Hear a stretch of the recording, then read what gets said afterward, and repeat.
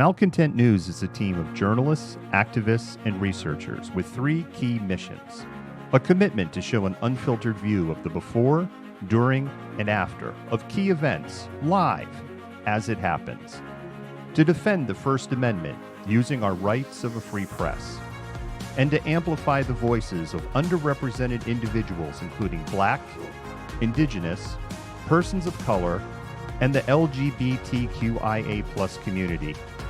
Our team is committed to seeking equality for all and holding those in power accountable.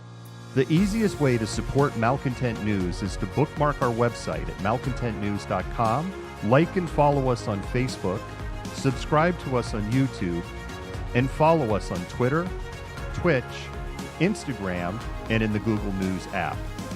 To provide financial support, you can become a patron, make a one-time donation through Venmo, or link your Twitch account to your Amazon Prime account and use your free subscription to subscribe to Malcontent News. Thank you for supporting independent journalism and for being a malcontent.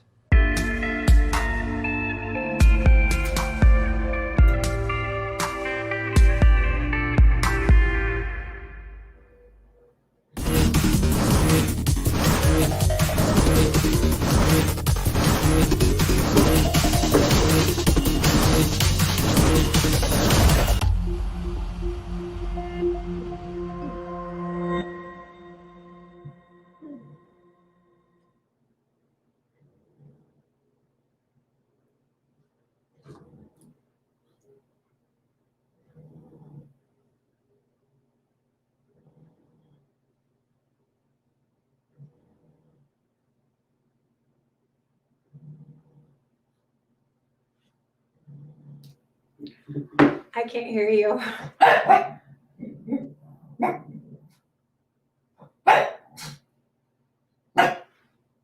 can't hear you. I can't hear you.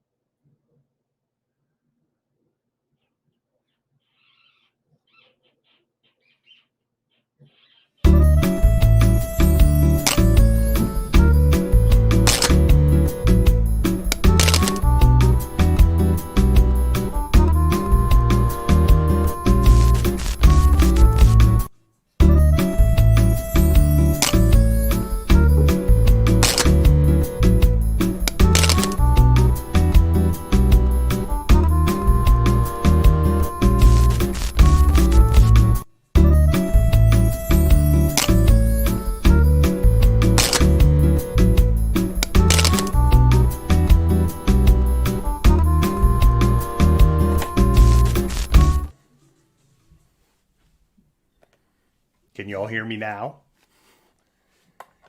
Yeah. Can you hear me now? I can. Jennifer, I don't know if I can hear you now, though. You can't hear me? No, I can hear you now. Okay. All right, wait a minute. Let me know in the chat. Can you all hear?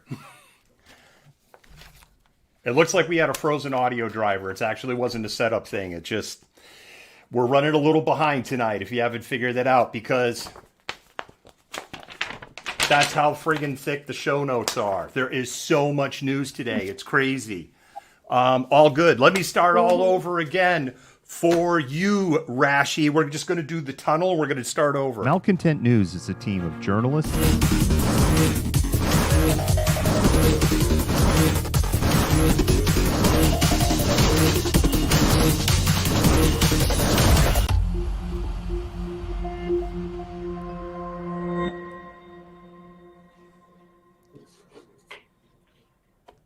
Good evening, Malcontents. I'm David the Malcontent, and welcome to another episode of Malcontentment Happy Hour for January 28th, 2021. No, the mute button was not on. We were having just a little bit of a software issue, but we've got it figured out. Jennifer, how are you doing this evening? Oh, I'm pretty good. It's been kind of a crazy news day, and I'm still in like my sports bra from working out, but I did put on deodorant and brush my teeth, so I'm good. I shaved about 20 minutes ago, and I'm wearing gym shorts. So that's where my day is at. And no, if you were on the AMA last night, I did not wear this shirt all day yesterday and then all day today. So I'm wearing the shirt for the show. Honest. All right, we have a huge show tonight, and we got off to a late start. So Jennifer, I say we're just going to go ahead and roll right into it. Yep.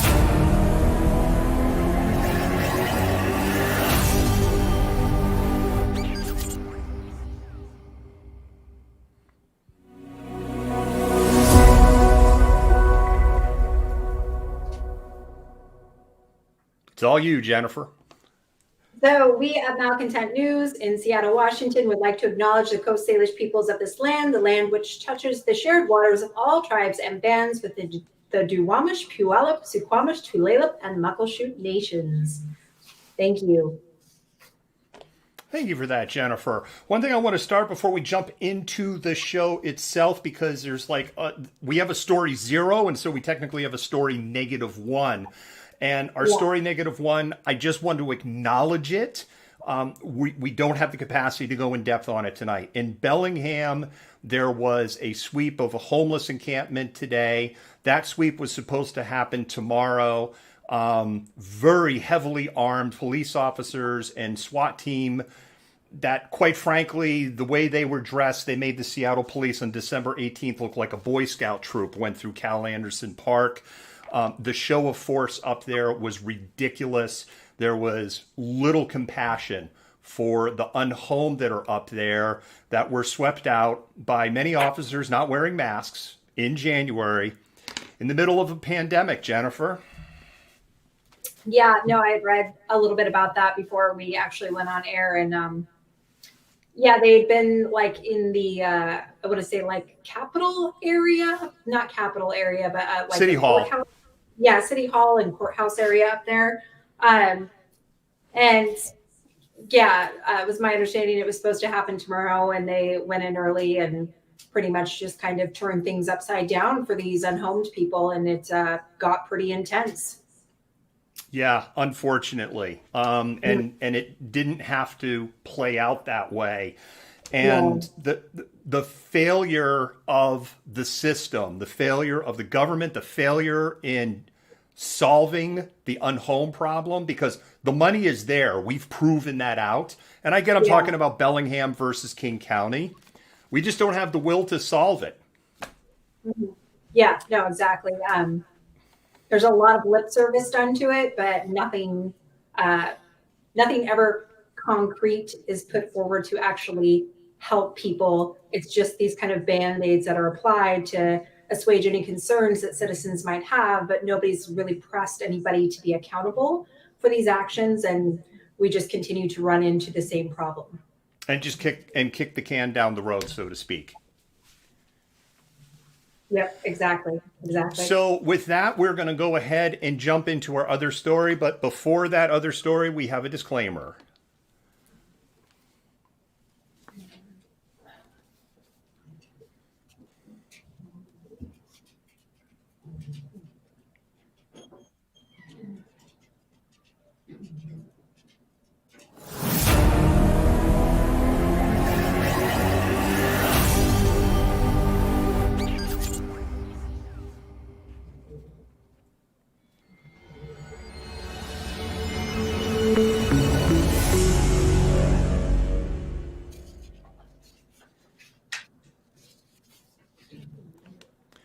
And the fallout from the police officer driving through that crowd of people in Tacoma is continuing, Jennifer. And we have a number of updates out of Tacoma today. We're going to try to move through this as quickly as possible. Today, there was a peaceful protest, not anything associated with what happened on Sunday or with the group of people. This was a protest that was sanctioned by local area leaders, organizers in the Tacoma area.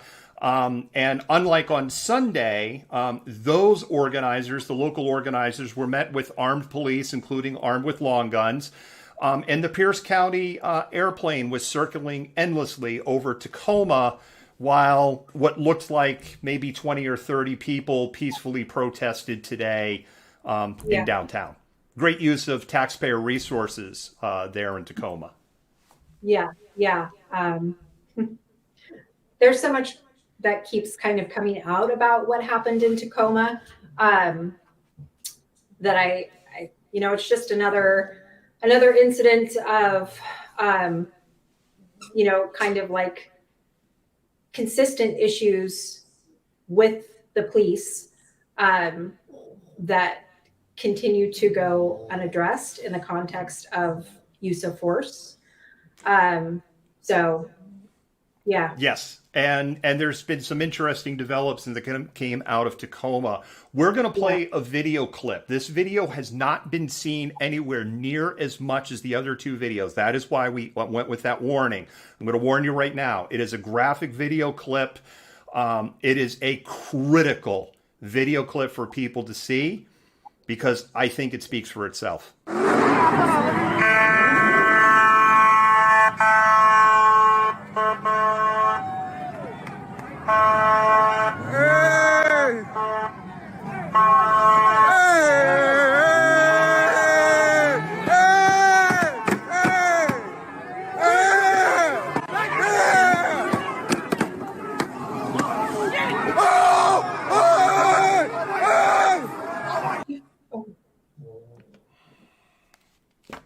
Tough video to watch. It's another tough video to watch from a different angle, Jennifer. I don't know if you heard me audibly gasp during the video. And there's a lot to unpack in that video clip that kind of came out a couple of days ago. This is a video clip that really shows firsthand what was going on around that police cruiser. And the first thing I'm going to say is this. If banging on a hood like I just banged on this desk is justification for running someone over, Jennifer, I probably could have run over 5 to 10 people in my life and gotten away with it, apparently. Yeah, because, immediately after, we talked about this a little bit on Monday, but immediately after all of these stories came out about, protesters were not protesters. These people were they were there for, they were racing cars, whatever, car people. They were there, like banging, trying to get into the vehicle, smashed out, the back window, all of this stuff. And then come to find out as more is revealed, none of that is really the case. So exactly. If anything, Jennifer, not that I questioned if I questioned the veracity of Quinn Bell's story, we would have never had him on the story. It's basically exactly as Quinn Bell described it from his vantage point. Yeah. So what is the justification for this then? What justifies, being annoyed isn't necessarily justification. This is somebody who's been a police officer for 20 years. This is something, they've never encountered anything like this. And that's the thing, right? Because I've really been operating in this space of, all right, big crowd, they panicked. Yeah. Job description of police officer, shouldn't panic in emergency situation.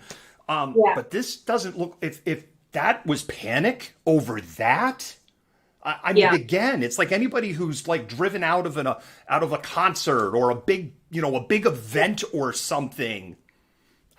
If you've done enough of that, you've kind of experienced this at some point in your life.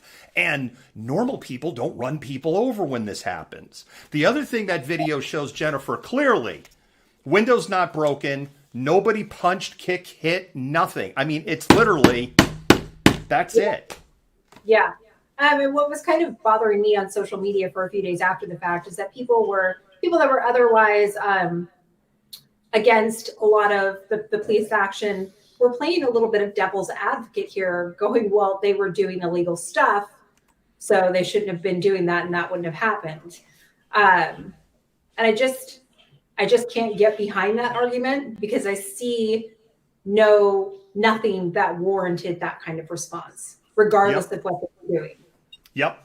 And that video angle in particular kind of takes basically all question out of the scenario. Yeah.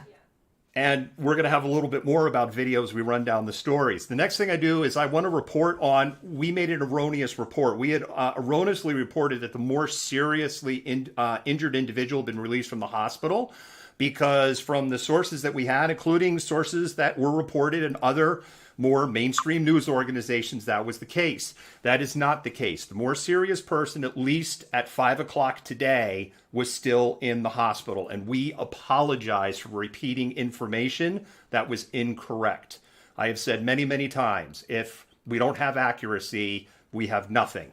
And so for that, I apologize, because we have really worked hard to try to get this particular story right.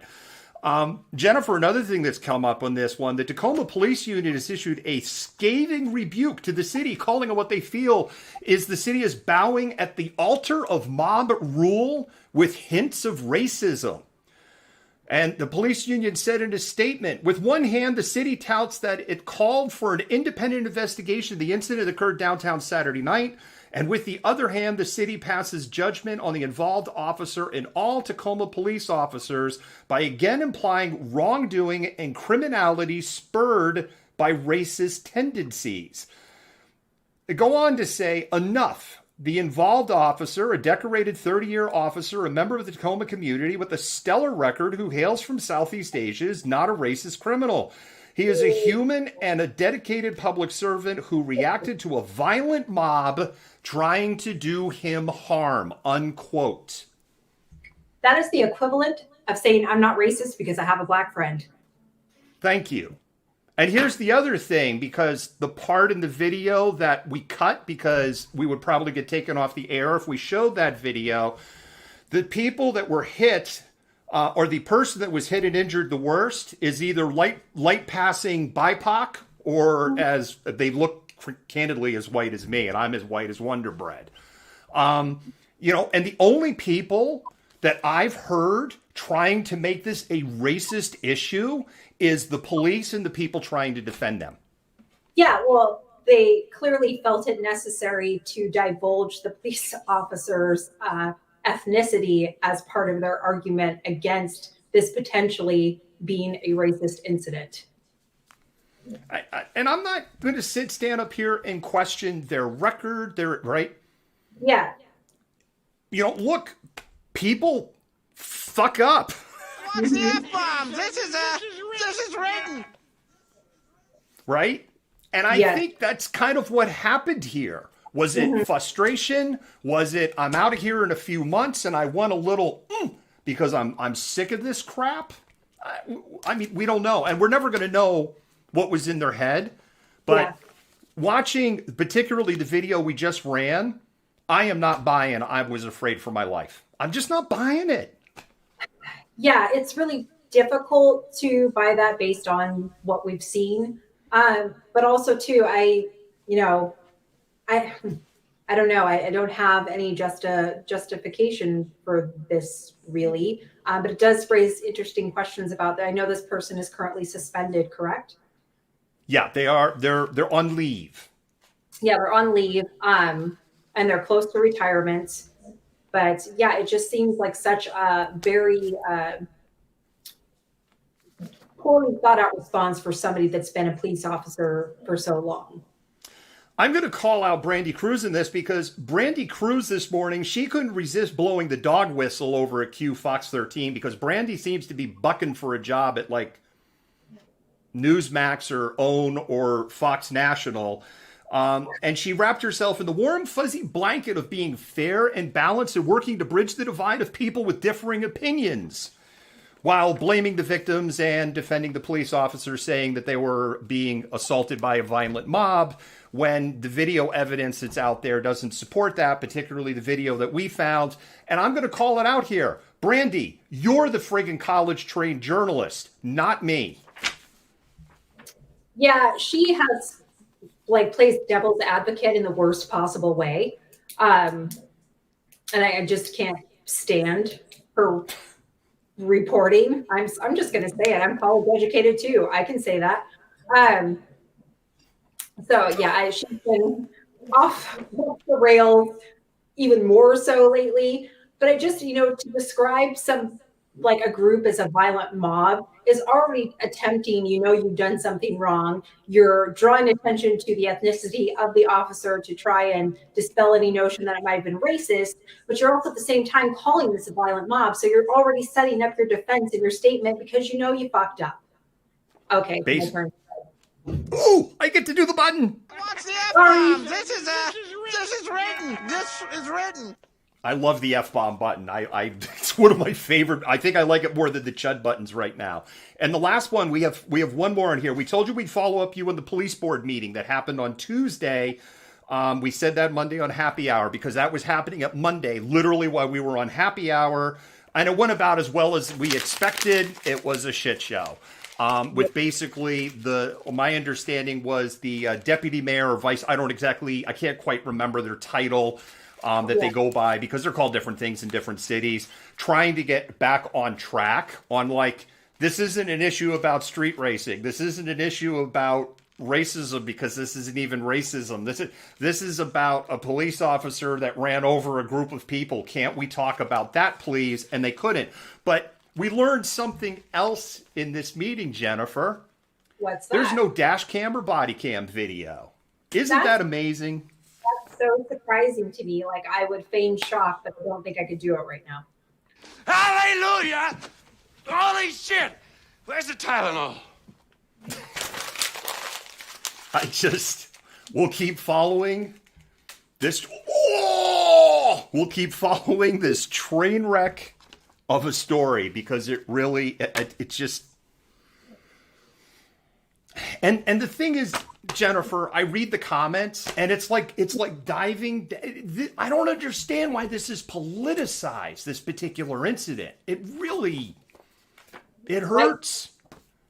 It got super political really quick. And I think it's because there's not currently political chaos occurring at the moment. So they need something to latch onto. Well, there is a lot of political chaos, as you know. Malcontent, our show notes for Insurrection Update is 12 pages long. And so with that, I think we need to do a little pause for the cause, Jennifer, and go into our next segment.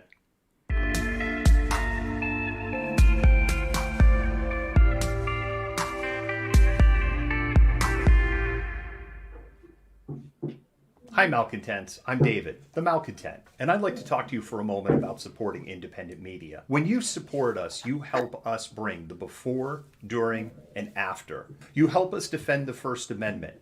You help us amplify BIPOC and LGBTQIA voices, and you help us hold leaderships at a local, state, and federal level accountable. None of this would be possible without support by viewers just like you. When you become a patron for as little as $5 a month, you help buy technology, safety equipment, and help cover travel expenses so that we can continue to bring you news that you trust. If you can't become a patron, you can do a one-time donation on Venmo, and your dollars will go to the exact same causes. With your continued support, we can continue to amplify BIPOC and LGBTQIA voices while showing the truth on what is happening in the world around us. Once again, thank you.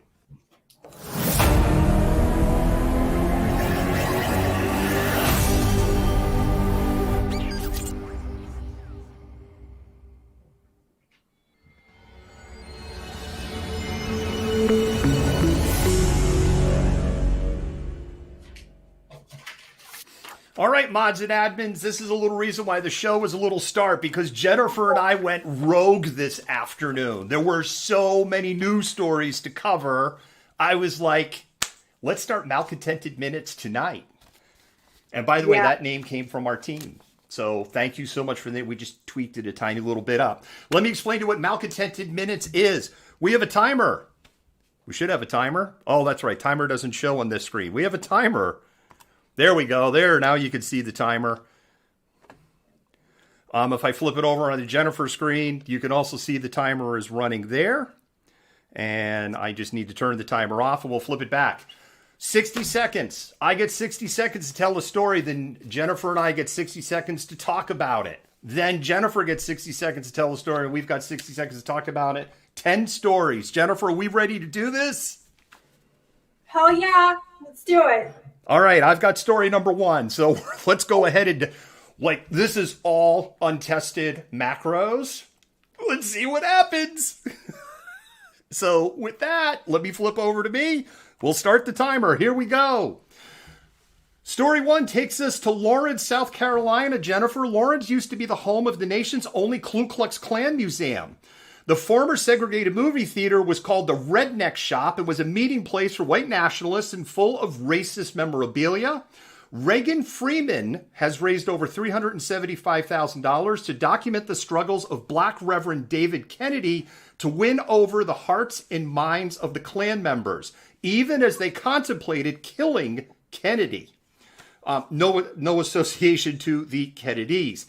The Redneck Shop is being converted into a museum and a place for where BIPOC can meet while raising awareness of racism. And it is called the Echo Project. And guess what? I did that in under 60 seconds, Jennifer. So it's your time now to go ahead and talk about it.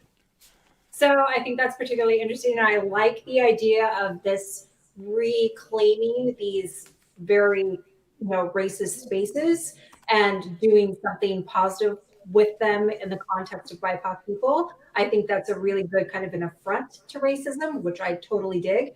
And I think that's a really good kind of example for moving forward with things like, what do we do with Confederate statues for those who are like, we need to keep them because it's history? No, you put them somewhere and then you talk about them, about how they came to be and what they represented. They don't need to be out in the open and be these kind of these things people idolize and valorize. You put them somewhere and talk about them. So I am totally down with that. I think that is a fantastic kind of good thing to happen. It's a great story. It's a story that I really like. Don't worry, the timer's still running, Malcontent. You'll hear the buzzer.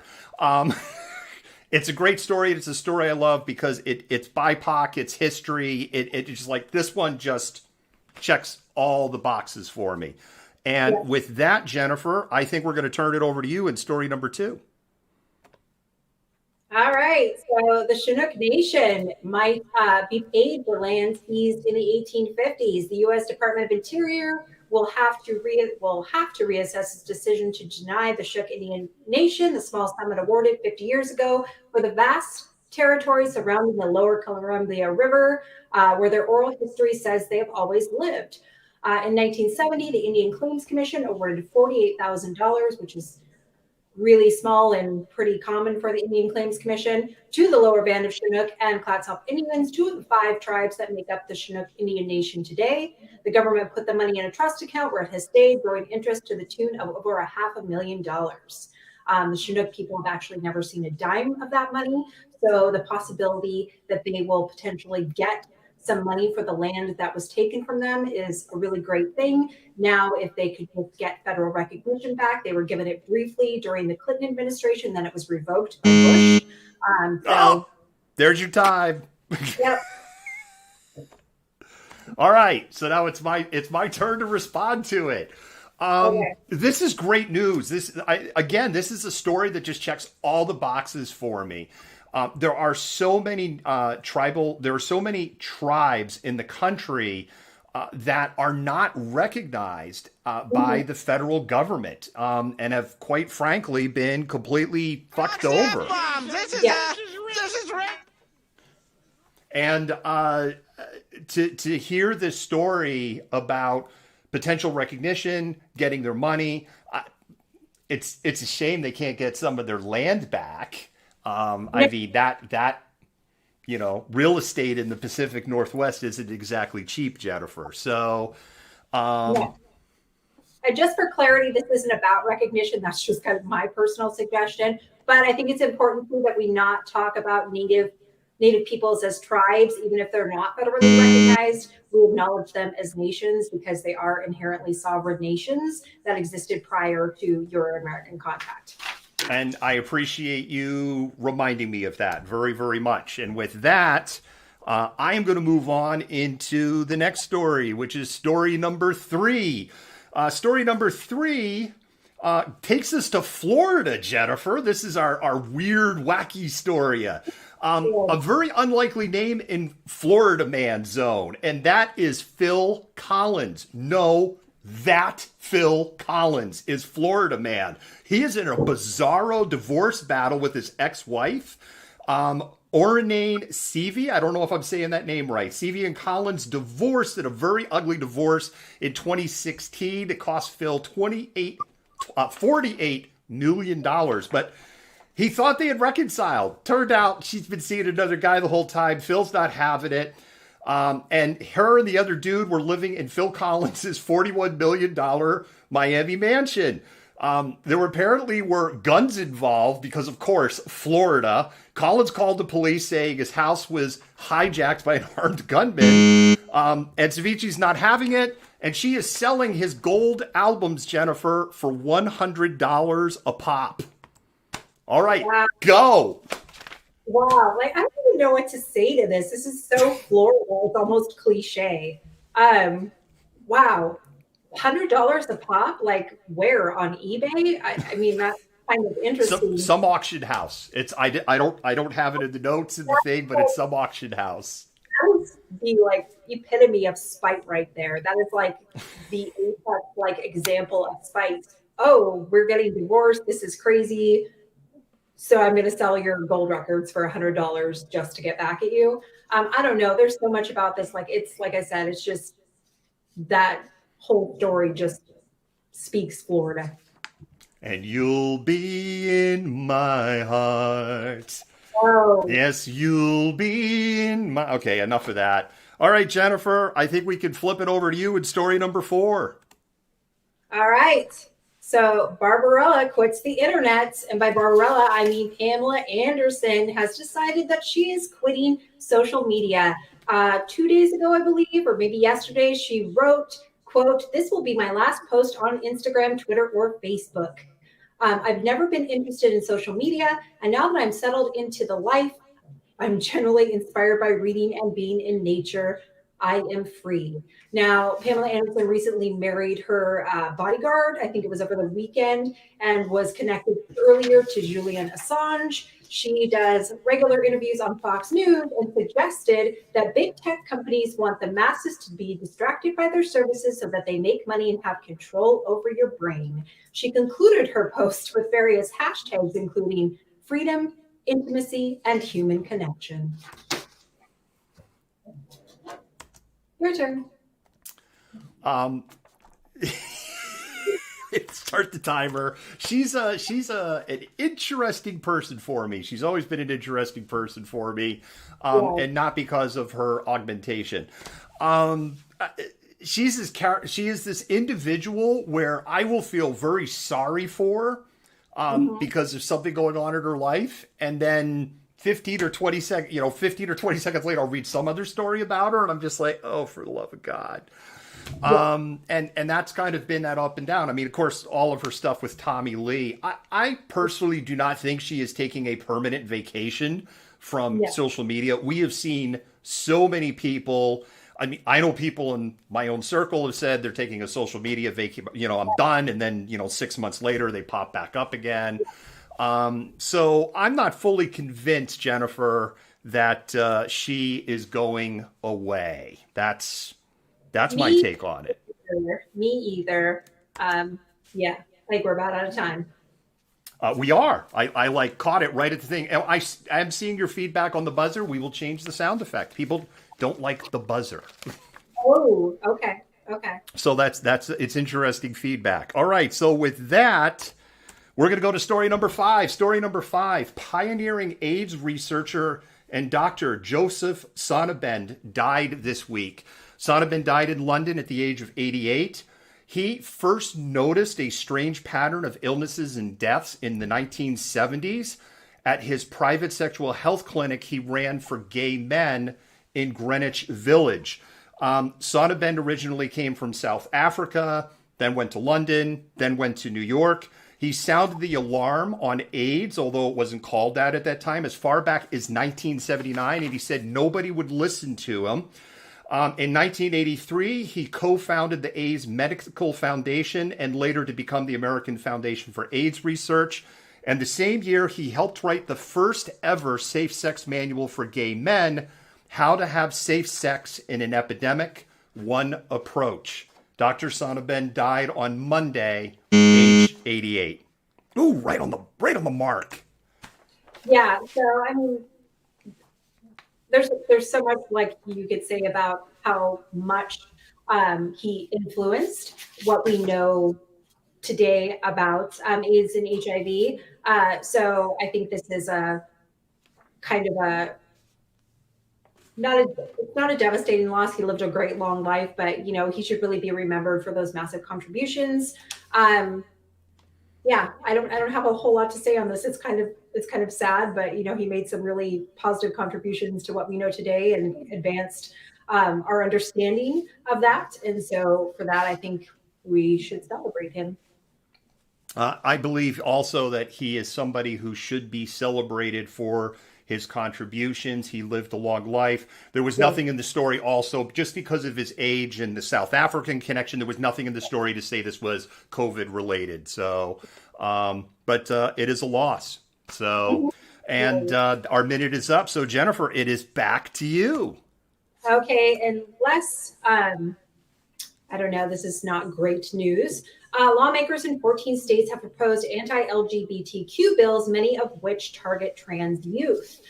So the states where anti-LGBTQ bills have been proposed in 2021 are Alabama, Indiana, Iowa,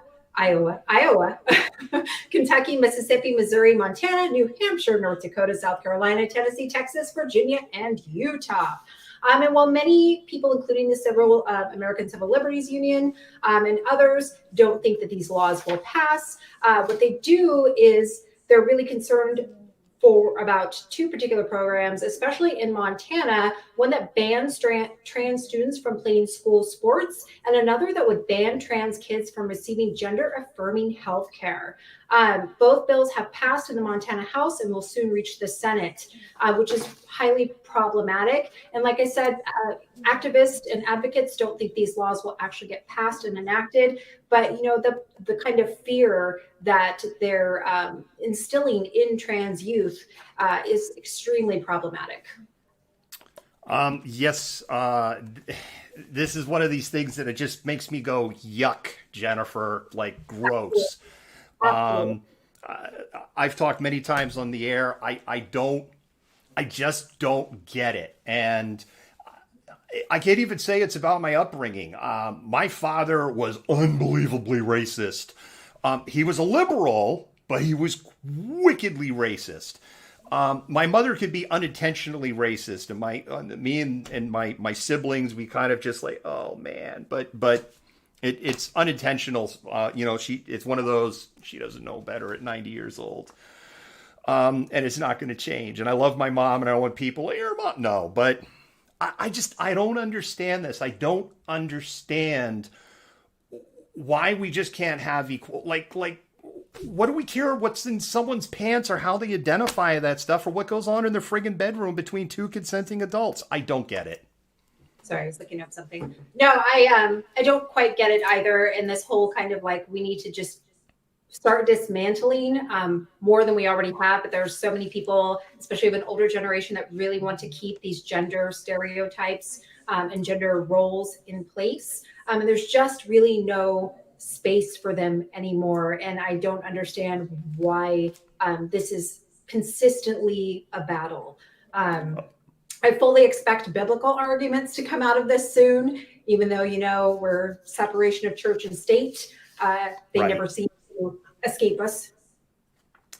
All right, so we're going to go on to story number 7. And story number 7 brings us to Portland, Oregon. This is going to be a video segment with this one, and this is a very hard video to watch. You've been warned. Brian Miller is facing multiple charges with hate crime tags in Portland, Oregon after berating and attacking an Afghani store clerk on Tuesday. We have a video of the incident. Again, a warning. This is really hard to watch. Is that how we do things in America, Afghan? Al-Qaeda? Osama? 1440 Southeast Division. You put it on YouTube, you can tell them what America's My name done is Abdul with you ABDUL. and I'll fucking shoot you in the back. Is I this got no right? This? fucking Oh my God! Where is police? Where is police? He came to me. He came. Really hard to watch. He was uninjured in that attack. Jennifer, unpack it for us. Yeah, so I actually, when you sent me that video earlier today, I was at the barn where my horse is with my mom, and she was like, oh my God, what are you watching? Where do you get this stuff? And so I was explaining to her, and it's just so much of this, what we continue to see from what appears to be, from my understanding, this white man who's espousing this really heavily racist rhetoric and sense of entitlement because he's angry about something, and thinks that for some reason he is exempt from any kind of consequences for these actions. So it was extremely alarming, extremely troubling. You could tell the man that was experiencing this, or the person, was starting to get more concerned as the video goes on, because the actual video itself is about 4 minutes. So yeah, I just I don't know. Gonna call time. I don't know what And we're gonna take you over to story number 8. Oh, Gab, what the heck just happened? I don't know. There, you get bonus time. I restarted the clock for you for story 8. All right, so we have here. What are we doing? Can I start now? Yes, go. Okay, so we have a growing field of mayor candidates for Seattle, including homeless advocate Colleen Echo Hawk.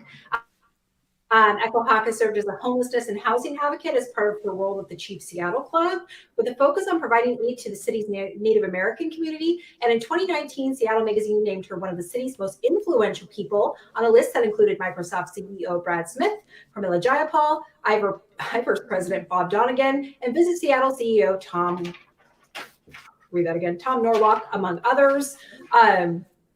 She also serves on the Community Police Commission and as a board member for the Downtown Seattle Association, and founded the Coalition to End Urban Native Homelessness, which, if people don't know, there is actually a very large population of homeless Native people in Seattle.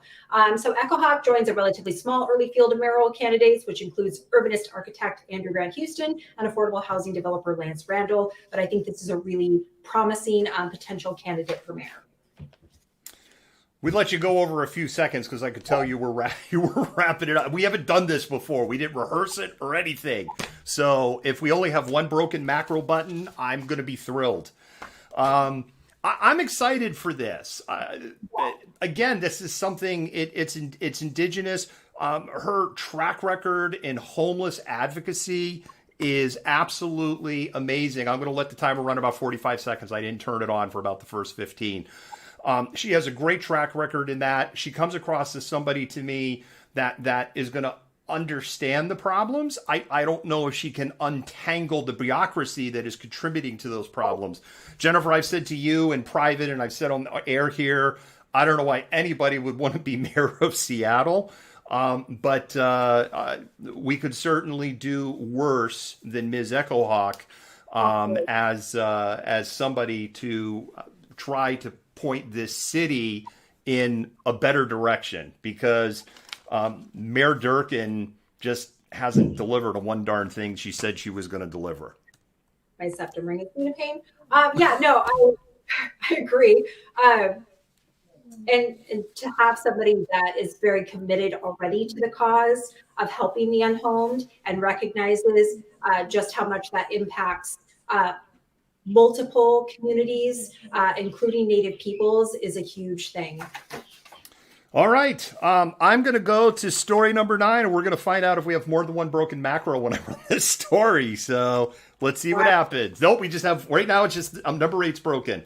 This is mine of the my last story for tonight. It brings us back to Portland and the bizarro story, Jennifer, and the strange saga of Mayor Ted Wheeler and Lori Carey Cadino accosted Wheeler over the weekend And the mayor ended up pepper spraying the personal injury attorney. It was the battle between the lumber baron and the cow baron. I mean, this is like so Oregon Trail 1800s. Today, Cadno made a statement that said, "I am remorseful for my decision to confront Mayor Wheeler on Sunday, January 24th, and I'm sorry he felt the need to use pepper spray." Wheeler said after receiving the statement, "I now consider this matter closed." So we have one story that's like just screams Florida, and then one story that just screams Oregon. I've got no words for this, really. Like, honestly, I don't know. Help me out here, because I've got no words. This is insane. Okay, so if you have no words, we'll restart the timer, and you can go ahead and do story 10. Yeah, that was a lot. So I don't know how many people have heard about this, but this story is absolutely insane. So this Texas police chief was exposed on Facebook for having two mistresses. These weren't actually mistresses. These were women he was trying to marry while already married and having a couple other girlfriends. His name is Jason Collier, and he was the chief of the Stinnett Police Department.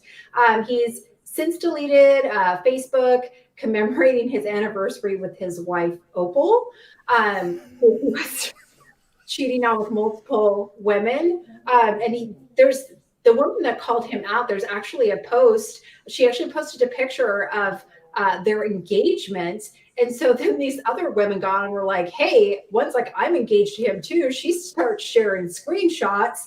Another woman comes on there. And that's the buzzer. It's insane. The story is insane. I'm just going to say this. This is not that uncommon. And if you talk to your female friends, I mean, it might not be to this degree, but this happens quite a bit. I just remember like Tiger Woods. Like, I'm going to go Tiger Woods. I missed. I'm going to go Tiger Woods on this one. I like remember right when it all came out and how many people that Tiger Woods was seeing on the down low. And I'm like, how did you keep this all straight in your head? Where did the energy come from? It's like, Yeah. And this guy had so many elaborate lies going on. And then so finally, when the woman he was most recently engaged to caught on, he was like, oh, I'm going through some personal things and I don't think I can see you anymore. Well, yeah, because you're married and like engaged to somebody else and have two other girlfriends. How do you have time? Where's Joey Greco when you need him? Oh, man. And that's it. We survived the Malcontented Minutes. Malcontent, let us know what you think in the comments. What we could do different, or if you like this, if you're like, no, you don't like it. We are doing in-depth stories too. We have some in-depth stories. But there's so much we want to cover. And we were like, this is a way we could cover stuff and also sprinkle in some things that trying to bring a little bit of levity, at least into some of the stories we cover, because we cover a lot of heavy topics here. Jennifer, we're going to do a little pause for the cause, and then we'll go ahead and jump into the next story. Okay. Black Coffee is a hub for communities and a hub for meeting people, making friends, and understanding.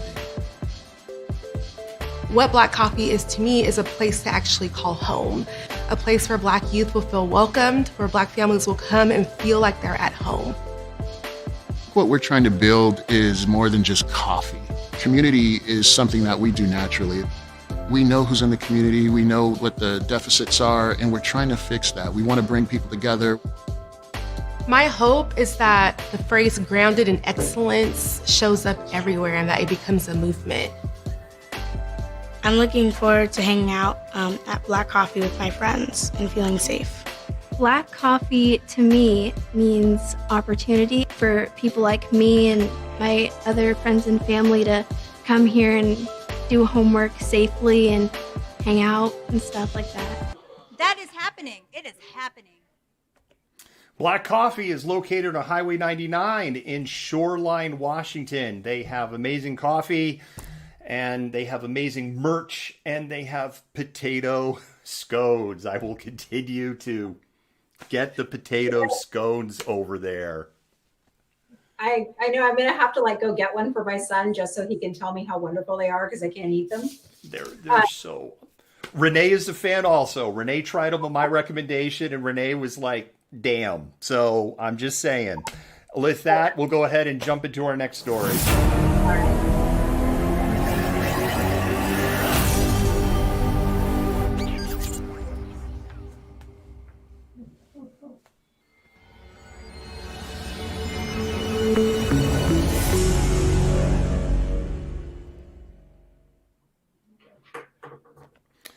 All right, our next story is our COVID 5 fast facts. Jennifer, I think what we do, we'll just keep doing the back and forth thing, and you went last, so I'll go first again. I'm going to start off with good news. The good news is that new cases and hospitalizations are down across the United States. Officials believe that what's happening is the surge that we had because of Thanksgiving and Christmas, and people going, yeah, I'm going to get on an airplane. I don't care what the government is. You can't tell me what to do. Yeah, that surge is coming to an end. We peaked at 137,000 people in the hospital. We're now down to 107 people. 107,000 would be wonderful. 107,000 people in the hospital. Newly detected cases are down in every metro area in the United States. So that is something also to be very happy about. However, that improvement's figured to be short-lived. And you can take us to the next reason why. Yeah, well, first I was going to complain because there's no page numbers on our news notes. And then I looked down and I was like, oh, there they are. Maybe I should put on my glasses. But here we are and I don't have them. So the UK variant has been detected in multiple locations along the West Coast. And now the South African variant has been detected in South Carolina. The two people who tested positive have not traveled, not been around anyone from South Africa, which indicates the disease is community spread. This is particularly problematic because, as we've talked about, the South African strain has those protein mutations they worry about that make the antibody treatment and potentially the vaccine not effective. Yay! Yeah. All right, we'll keep on going there. The Biden administration has reached an agreement to purchase 200 million doses of COVID vaccine. There is no word in that agreement if those doses will come in time to help the Biden administration achieve their goal of 100 million people vaccinated in the first 100 days as president. And that, Jennifer, is something that we will be holding Joe Biden's feet to the fire on. I held Donald Trump's feet to the fire on COVID promises. I'm going to hold Biden's feet to the fire on COVID's promises. Yeah, absolutely. And they need to be because words don't mean anything without action behind them, right? No, absolutely. You have a really feel-good story. Yes, I like this one. So in Oregon, snowbound officials with soon-to-be expiring doses of COVID vaccine took matters into their own hands. Stuck on a snow-choked road, they rallied others who were also stuck to offer an on-the-spot winter vaccination clinic versus just letting the doses spoil. On the subject of spoil, oh wait, I think you maybe didn't have a bullet point there. So we're just gonna stop there. But yeah, this is actually a great story because here they are stuck on the road in the middle of a snowstorm, and I feel like it's maybe near Grants Pass. And so they have all these vaccines, and so they just get out and start giving them to people who are stuck on the road with them instead of letting them go to waste. It's a great story, and one of the things that juxtaposes, we've heard so many stories, we've read so many stories, Jennifer, of doses that are just getting wasted because people are so caught up in the bureaucracy of it, right? And they're just like, well, but this says that, it's like, well, there's people outside who want to get the thing, and the people, the vaccination, and the people who said they were coming didn't show up, and they're like, well, we should just vaccinate them. No, you have to throw those vaccinations out, and it just... It's infuriating. Yep. So this is a great thing. We were talking a little bit on chat, though, that the only problem with that is like hospitals, or I was think it was Chatter. I was talking to somebody else. Hospitals are such sticklers. Like if you didn't get your first vaccine here, don't come to us. So I don't know how did they give them paperwork to verify that they'd received the first vaccine? How is that going to work in the context of receiving the second one? That's my question. Yeah. Yeah. And I know that for some states and some municipalities, counties across the United States, there are real concerns on if they're going to have enough second doses and can they mix and match vaccines? And, there's some sides that are arguing that, maybe one's good enough. And then there's some that it's like, well, maybe you need 3 for some of these variants. And I know some people are like, see, it's, that feeds the tinfoil hat crowd.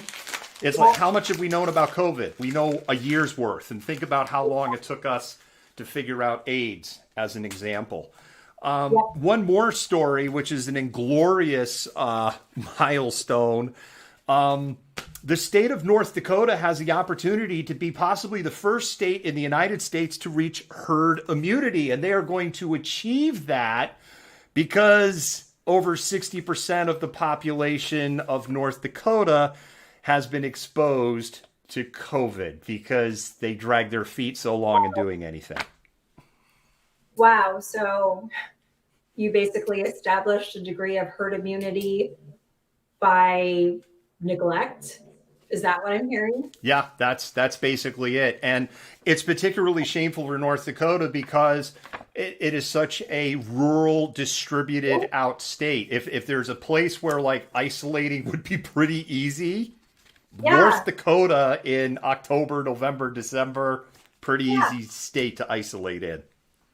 Yeah, and that also sets a dangerous precedent for people to make arguments like, well, they achieved herd immunity by just letting shit go in North Dakota. Maybe we should do the same thing here because that argument's going to happen. Yes, absolutely. All right, that's our COVID update, and we're going to move on to our next story.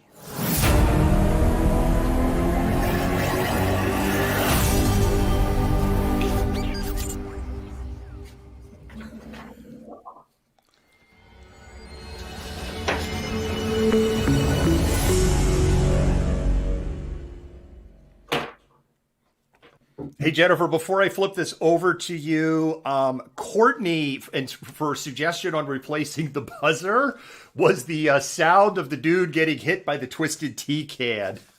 Yes, thank you, Courtney. That's fantastic. Let's do that. Let us know in the comments, Malcontents. Is that something that you could like?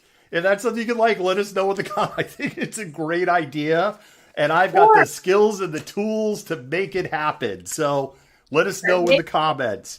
All right, Jennifer, I know that you've got a warning before we dive into this story, and then we're going to dive into this story. Okay, so do you want me to do the warning? What's that? You want me to do the warning? Yeah, So just kind of a warning for anybody that might be potentially triggered by this. This story covers a pretty intense episode of domestic violence.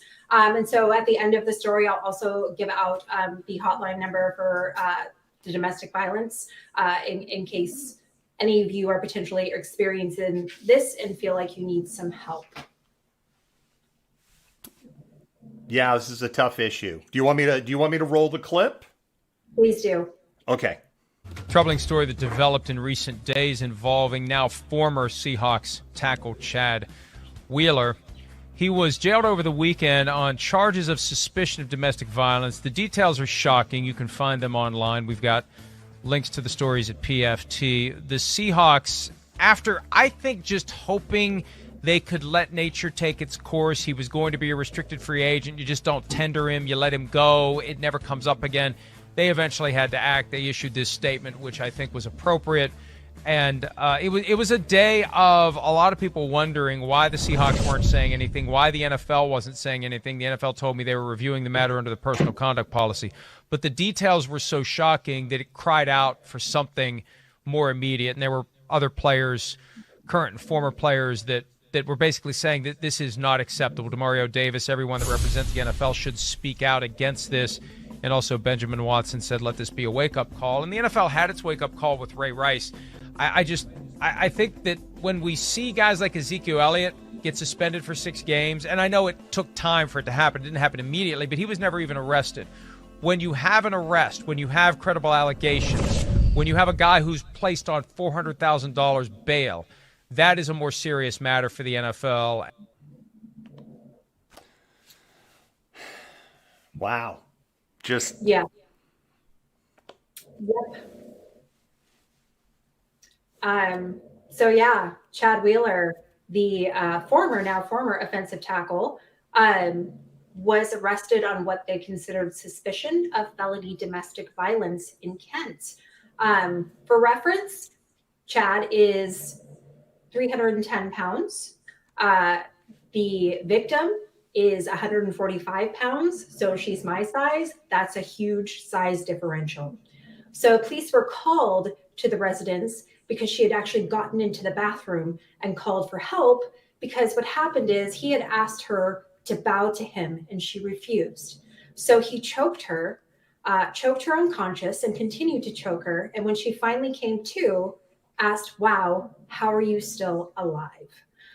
She then went into the bathroom, called some friends, called the police. When the police found her, she had a bloodied face and a dangling arm.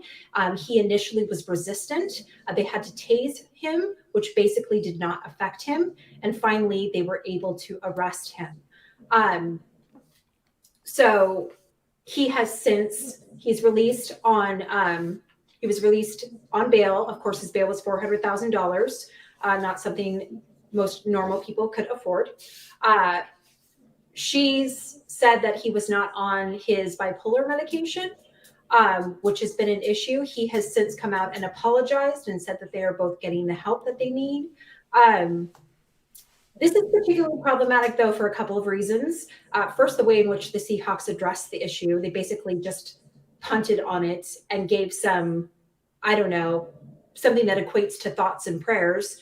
But also because if you look at statistics, and I was looking at statistics today, even back in 2016, I couldn't find any more current reports, 31% of people convicted or accused of domestic violence reoffended within 3 years, and 44% reoffended within 10 years. So domestic violence, I'm a survivor, usually does not happen in one isolated incident. So you have to wonder how long this has been going on.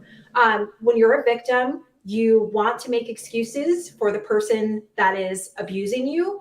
Oftentimes they apologize, you believe it, there's this weird cycle that you get into, and things get better for a little while, and then things go back and sometimes get worse. This is something that needs to be taken into consideration and talked about more publicly, I think, because there's a lot of shame involved with being a victim of domestic violence. And, you know, oftentimes when you come out, I had an incident where I was choked with a seatbelt, and a cop was extremely condescending to me and said, "Why did you stay? Why have you stayed this long?" Basically, if this was ongoing, or I don't see like significant marks on your neck. It escalated into stalking. So, you know, usually there are other behaviors that accompany this that we can't just chalk up to one manic episode, which is what he called it. So again, he has since publicly apologized, chalked the incident up to a manic episode. He also stated that he and the victim are currently getting the help that they need.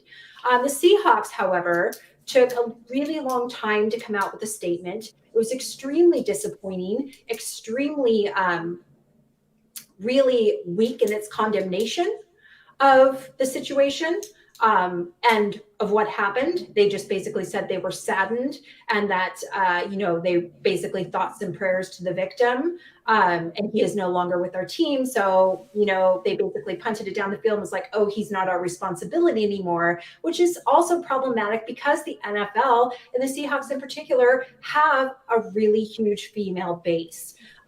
So to really kind of minimize that and come out with such a very disappointing statement was really frustrating to see. But I also would just like to take a minute to note that if you are experiencing issues with domestic violence, you're not alone. There are people that you can go to talk to.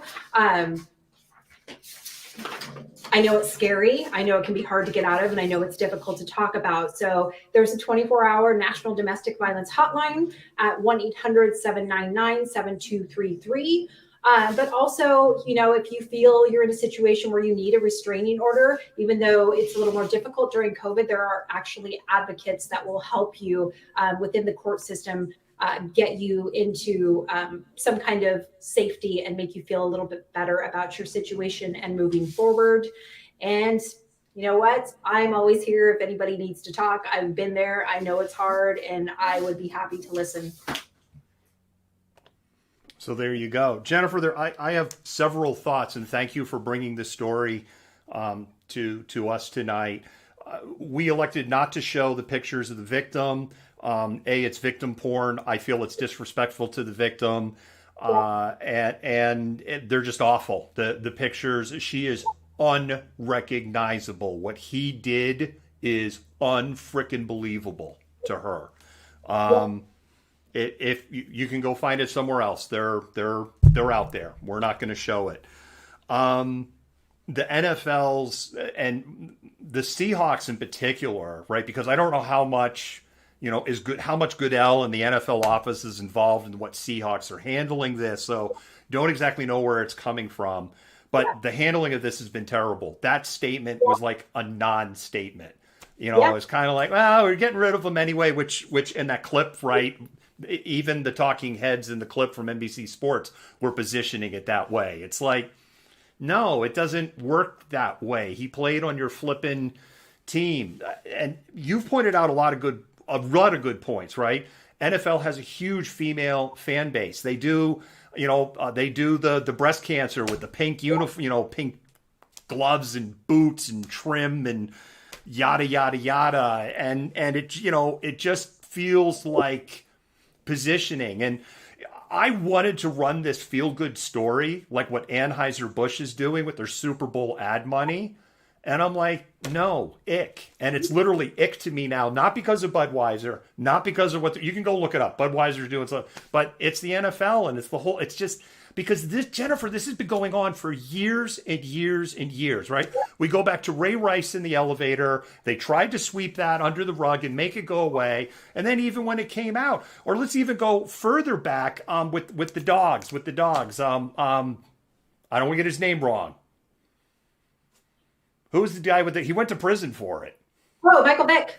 Michael Vick, right? Yeah. Michael Vick with the dogs. And he got to go play again. Yeah. Like, what? Yeah, the NFL has a huge problem. And I think one of the problems with domestic violence in particular are some of the stereotypes that surround it in the context of it being something that happens to poor people or BIPOC people. And it doesn't, we were talking a little bit about this earlier this week when you brought that story up about shaken baby syndrome and how it was more prevalent for lower income or people of color to be accused and eventually, likely convicted of that, while wealthy white people were basically just like, oh, it's an accident, and nobody really questioned that. So we need to take seriously the ways in which domestic violence permeates, relationships regardless of socioeconomic status, and really do more to call attention to it rather than victim shaming and putting out these weak ass statements that basically, say, hey, he's not our problem anymore, but we feel real bad about what happened. Yeah, and it brings up another topic that I would like to talk about, the dovetail on the issue of like domestic violence, and it dovetails a little bit into child abuse. And it's this other story, and I don't want to take away from the Wheeler story.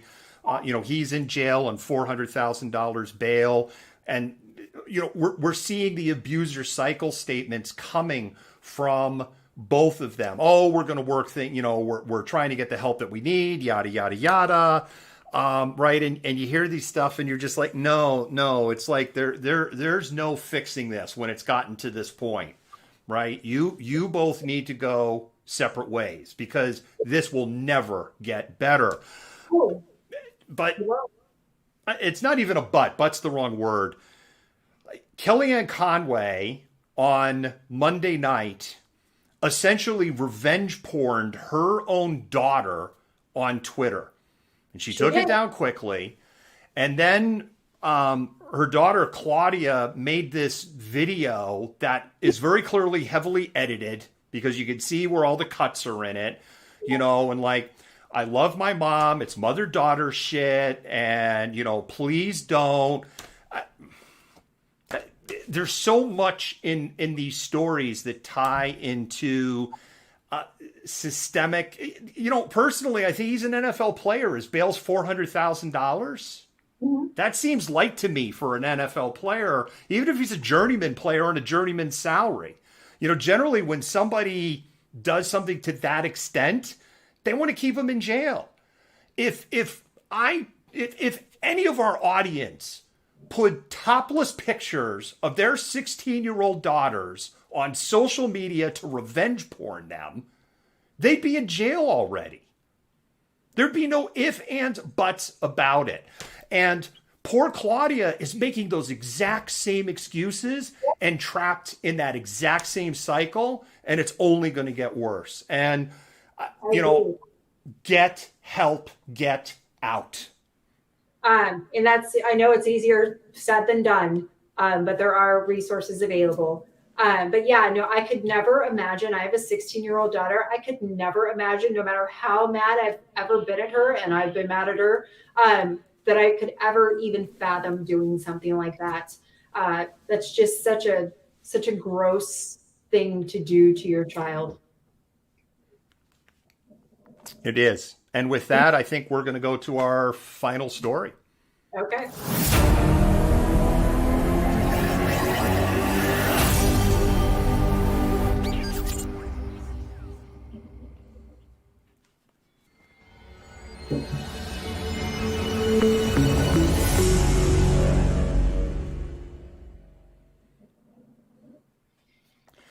Before we do the final story, I haven't called it out in person, but we have hit the buttons, and I saw the feedback. Y'all are liking the buttons. And by the way, Ray Rice, thank you for the correction. I did see that in the comments. We do read the comments, and this new form is actually allowing, I think, both Jennifer and I to skim the comments a little bit more on the back and forth on the cameras. So our mods and admins are not paid. They're paid in hearts. So spam those hearts. If you're on Facebook, Twitter, or Periscope, go ahead and that heart button, let them know that you appreciate the hard work that you're doing. If you're on our other channels going, I can't spam hearts, then you could just put like, I love you mods, love you admins, love you crew, or, you know, big long string of hearts, and let them know that you really appreciate the work that you all are doing. And we've been moving fast on the stories tonight, and there's just been some great comments. Jason, you made a great comment. We were moving and I couldn't get a chance to kind of acknowledge it. It made me giggle a little bit, one of your comments, and I had to keep it on the inside because we're live. Jennifer, it's our favorite part of the show. Oh, man. Okay. It's the insurrection update, and there is so much to go over. I know. Set a timer, because otherwise... All right. You go first. All right. So, insurrection update. Rep. Marjorie Greene. An investigation found that Rep. Greene of Georgia and QAnon believer has an extensive social media history calling for the execution and other violent acts to political opponents. We can't repeat the stuff here because we'd get taken off the air, but she's still in office. Yeah, it's pretty amazing. And it gets worse. It's like the Marjorie Greene hour tonight. A video has emerged of Rep. Marjorie Greene, who ironically wears a censored mask, verbally assaulting a Parkland school shooting survivor, David Hogg, for almost 2 minutes in 2019 in Washington, D.C. Her dialogue includes stating to Hogg, who survived a mass shooting at school, that she has a gun in her purse, and asking him why he is using children for politics. Hey, Marjorie, save the children. QAnon. Hello? Who's using children for politics? Oh, she's an awful woman. And here we have to talk about her more. So here we are again, Marjorie Greene. might have to answer to QAnon after being in the dark corners of the Capitol, including secure areas locked away with literally, why is that such a hard word to say, every senator and Congress critter. There were no reports of a secret stash of children, and Miss Green didn't report or witness any blood drinking from her fellow legislators. You'd think that the secret Capitol bunkers would have some supplies set aside for emergencies. You would think that, but, you know, because that was one of her campaign promises, that she was going to root this out. And she found nothing. I find that hard to believe. Maybe she's a blood drinker, QAnon folks. Wait, there's more.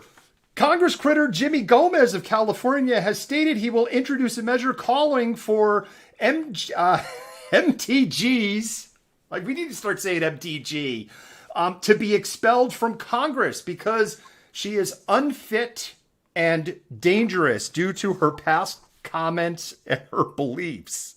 That's the understatement of the night. Oh, goodness. But wait, there's more. Again, MTG, who is so fond of wearing a censored mask, particularly when speaking on the floor of Congress, had a TV crew she invited to cover a Georgia, I'm lost on my page here, a Georgia town hall with the rest. WRCB TV reported they received an invite to attend, and when they asked her a question about Rep. Jimmy Gomez's resolution to expel her, her handler, people handle her, they're not doing a very good job, told the reporter and crew that they had to leave. When they presented their credentials, ID, and invite, the sheriff deputy there threatened them with arrest for trespass. So much for the freedom of the press at a government function. Way to go. Hallelujah! Holy shit! Where's the Tylenol? She is quite the piece of work. But wait, there's more. It's the gift that keeps on giving, Jennifer. Is it though? Because holy crap, it just keeps going. And a big middle finger to the American people. The Republicans have nominated Rep. Green to the House Education Committee. There's no word if that will include magic spells and potions that are not demonic, or flat earth theory in the education programs that she wants to present, or blood drinking and you. God help us all. That's all I have to say. All right, you get Josh. I don't like this guy.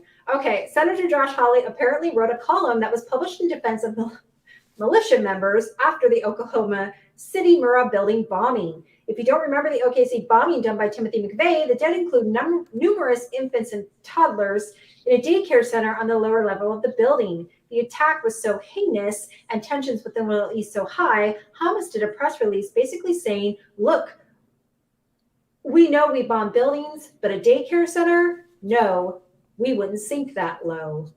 Out. That is true. That really happened. About 4 hours after the bombing, Hamas did a press release basically going, not it, and anybody who would bomb a daycare center is a human piece of shit. I remember that vividly from back in the day because that's what everybody immediately thought when that happened. Is there was so much tension with the Middle East.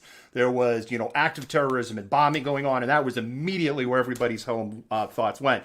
But yes, Josh Hawley is apparently a fan of blowing up little children. What a guy. I start off with your favorite person.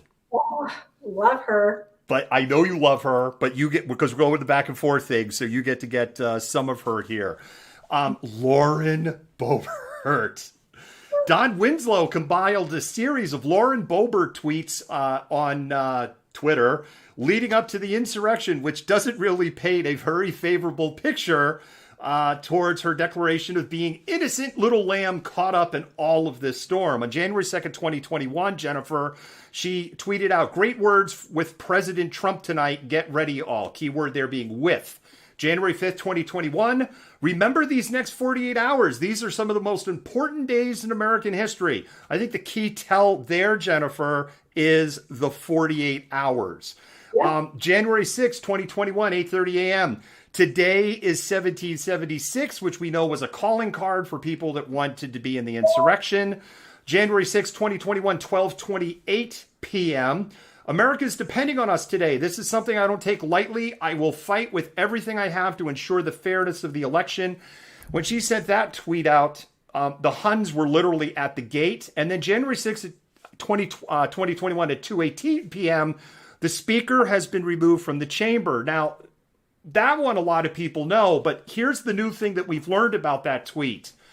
Everybody in the House and Senate was told not to tweet out or tell anybody through any means the location of lawmakers. She was told not to do it, and she did it anyway. Yeah, none of this bodes well for her if you put it together. That and, the reconnaissance tours. She's a real piece of work, and it seems to me that MTG has kind of taken her under her wing, because the day after MTG, the video emerged of her mocking David Hogg. Of course, Lauren Boebert, my favorite representative from Colorado, had to dive in because, she's her. And she mocked Hogg for being, quote, tough enough. In a tweet, she wrote, quote, David, please. We all saw how tough you were when questioned face to face. Give your keyboard a rest, child, end quote. And of course, this is a bit surprising considering during the Great War or whatever she was, hoping to take part in, Lauren hid in the basement with the rest of the Congress critters and didn't wait to meet with her constituents on January 6th. Giant shocker. It's pretty amazing, right? Her, Josh Hawley, Mo Brooks, McCarthy, they all went and hid in the basement. Oh, not a good throw. I'm getting good at this. Why didn't they want to go meet with their constituents, Jennifer, and hear their grievances, as it says that they have a right to do in the Constitution? I know that Malcontent does not advocate violence, but I don't think it would be a bad thing for her to potentially just get put in a chokehold for a couple minutes, just because. I'm just saying. I see in the comments about allegedly the tours. No, it's been confirmed. She did a large group with the tour group on the 5th. And there is on Lauren Boebert, and there's a lot of questions on whether her mom was part of that group. Her mom was in the Capitol during the insurrection. And there are a lot of people that have a lot of video that seem to really indicate that mommy was directly involved not only in the insurrection, but providing intelligence to people. Yep. So it's not allegedly. All right. Then we're going to go to the next section here. My Pillow CEO, Michael Lindell, former alcoholic, former Coke addict, and now a Trump addict, was smothered by Twitter. You see what I did there? I forgot to bring a pillow in here with me. I wanted to go like that to the camera. Was smothered by, you have to visualize it, by Twitter, receiving a ban for his continued posting of QAnon and on, and baseless allegations of election fraud. You hear that? You hear that? That's the sound of another chud. It's a cannibalistic humanoid underground dweller. Not on the internet. Yeah. Who knew that a pillow CEO? I have no words for this guy. Why was he even weighing in on politics or trying to influence Donald Trump anyways, other than that was just a whole shit pile of crazy. But yeah, I mean, bye, cool guy. Oh, it's my turn, huh? Oh my God, Jason just won the internet. He says no kink shaming on you two. Sorry, my God. I love how it just it just goes downhill when we hit this part of the show. All right, here we go. QAnon and Sovereign Citizen are hooking up. My God, please don't let them reproduce. The QAnon faithful are now pushing that the Great Awakening will happen on March 4th because they keep pushing out the benchmarks. Aligning with Sovereign Citizen, believe that the United States became a corporation in 1933. My God, do these people history? Nothing in the Constitution is valid after 1871. Jesus Lord. And I'm not religious. And Inauguration Day, being on January 20th, was illegally changed by Roosevelt what in the world? On the surface, this may look cute. It's not. But Sovereign Citizen is listed as a domestic terrorist organization responsible for the murder of more than 40 people, mostly law enforcement officers. Yeah, they're kind of this really scary organization of people who got their constitutional education from like the basements of 4chan and 8chan and Gab and YouTube videos. That was an insane trip I just went on there. They believe this stuff.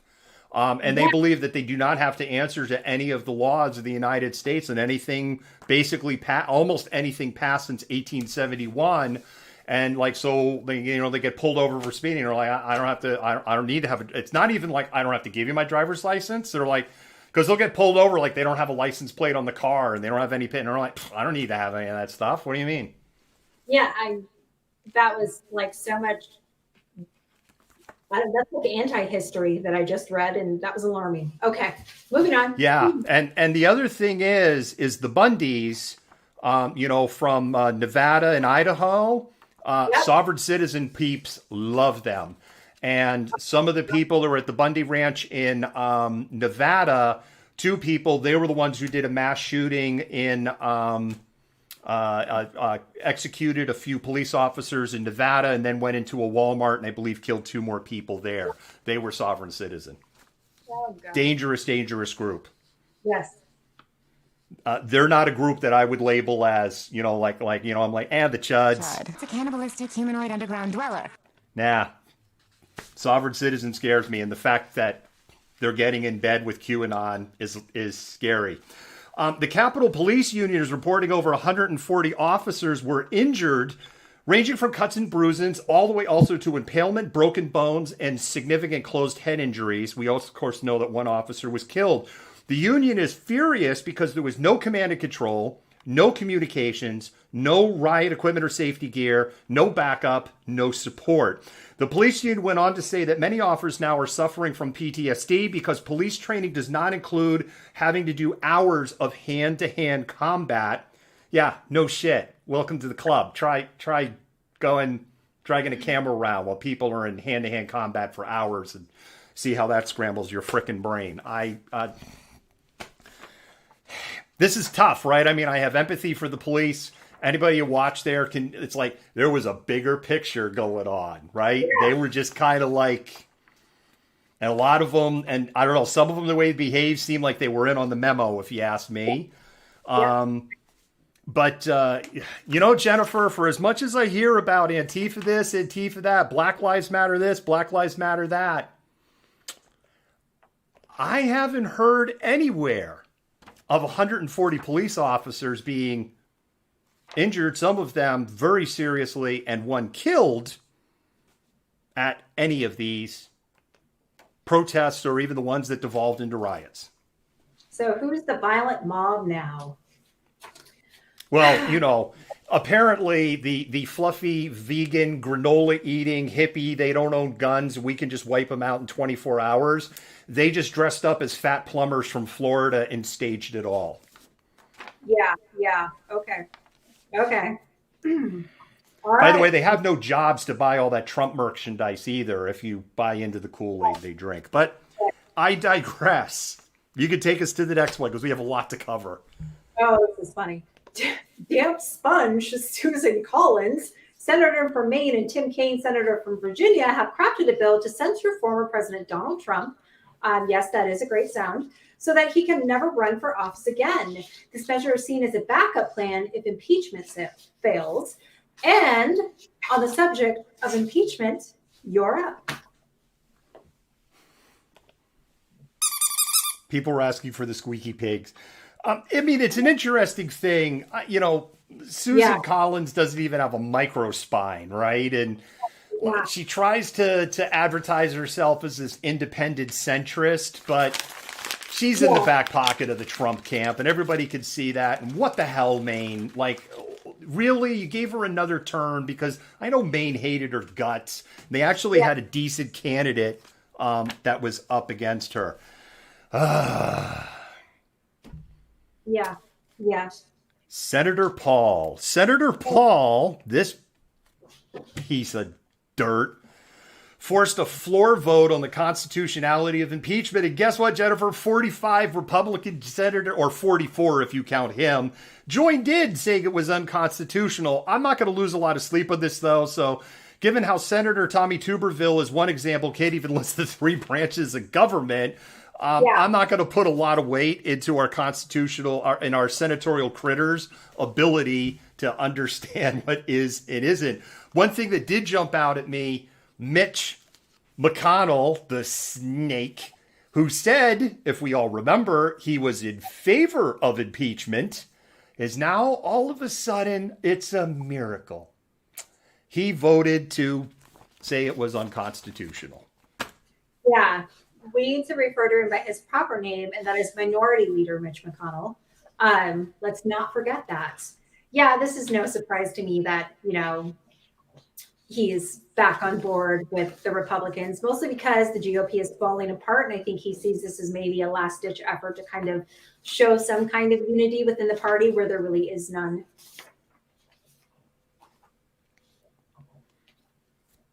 I think you got the NPR report. Oh, yeah. Hey, me. So an NPR report stated that the city with the most identified police officers who went to Washington, D.C., for National Overthrow the Government Day is Seattle, which somehow sadly doesn't surprise us. 5 officers have been identified so far from the Emerald City. No arrests or firing at this time, and no one has been identified for doing any wrongdoing. That's also a big shock, right? And we want to be clear, right? No one's been arrested. Nobody has been accused or done anything more than gone on a paid vacation at this point. And I will also, look, people who watch, Jennifer, I'll give the devil an inch if the devil deserves an inch. 3 did come forward on their own and said, yeah, we went. So, for whatever that's worth.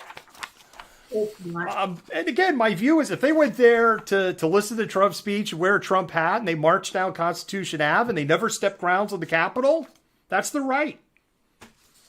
They breached the barricades. I'm sorry, you have no business being a law enforcement officer, Seattle or anywhere else. Yeah, no, I agree.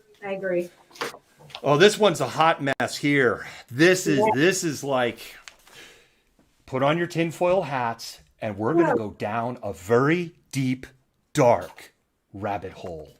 Yeah. Nebraska Republican gubernatorial candidate Charles W. Herbster apparently attended a late-night meeting at the Trump International Hotel in Trump's private quarters on the night of January 5th, complete with pictures that he took around 9:30 at the night. Herbster bragged online that he was in attendance at the strategy meeting, which is now being called a, quote, war council, unquote, for January 6th. Attendees included, these are his pictures, people. The fucking pictures. What's the F-bomb? This is written. Donald Trump Jr., Lara Trump, Kimberly Guilfoyle, Mike Pence, Second Lady, or former Second Lady Karen Pence, Ali Alexander, Daniel Beck, and Roger Stone. The journalist who's been working on this, Seth Aberson, has also identified Michael Flynn, Tommy Tuberville. This piece of crap's name, Jennifer, is coming up more and more. And Idaho businessman David Beck also was in attendance in this meeting on January 5th.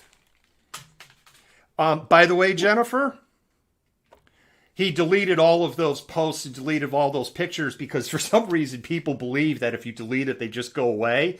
They never, I guess they don't understand screen captures and the Internet Archive and the Wayback Machine. Anyway, it's all out there. Yeah, he must be hanging with the people we have in the arrest report. Okay, so the Pentagon has halted appointment of all Trump appointees to advisory boards, leaving a number of Trump allies, such as Corey Lewandowski and David Bossie, from serving on any panels, essentially rendering them moot, which is a good thing for them to be. And boom goes the dynamite. Mm-hmm. Yeah, so basically my understanding is they can sit in an office and say they have the job title, but they're not going to get to go to any meetings and actually do anything.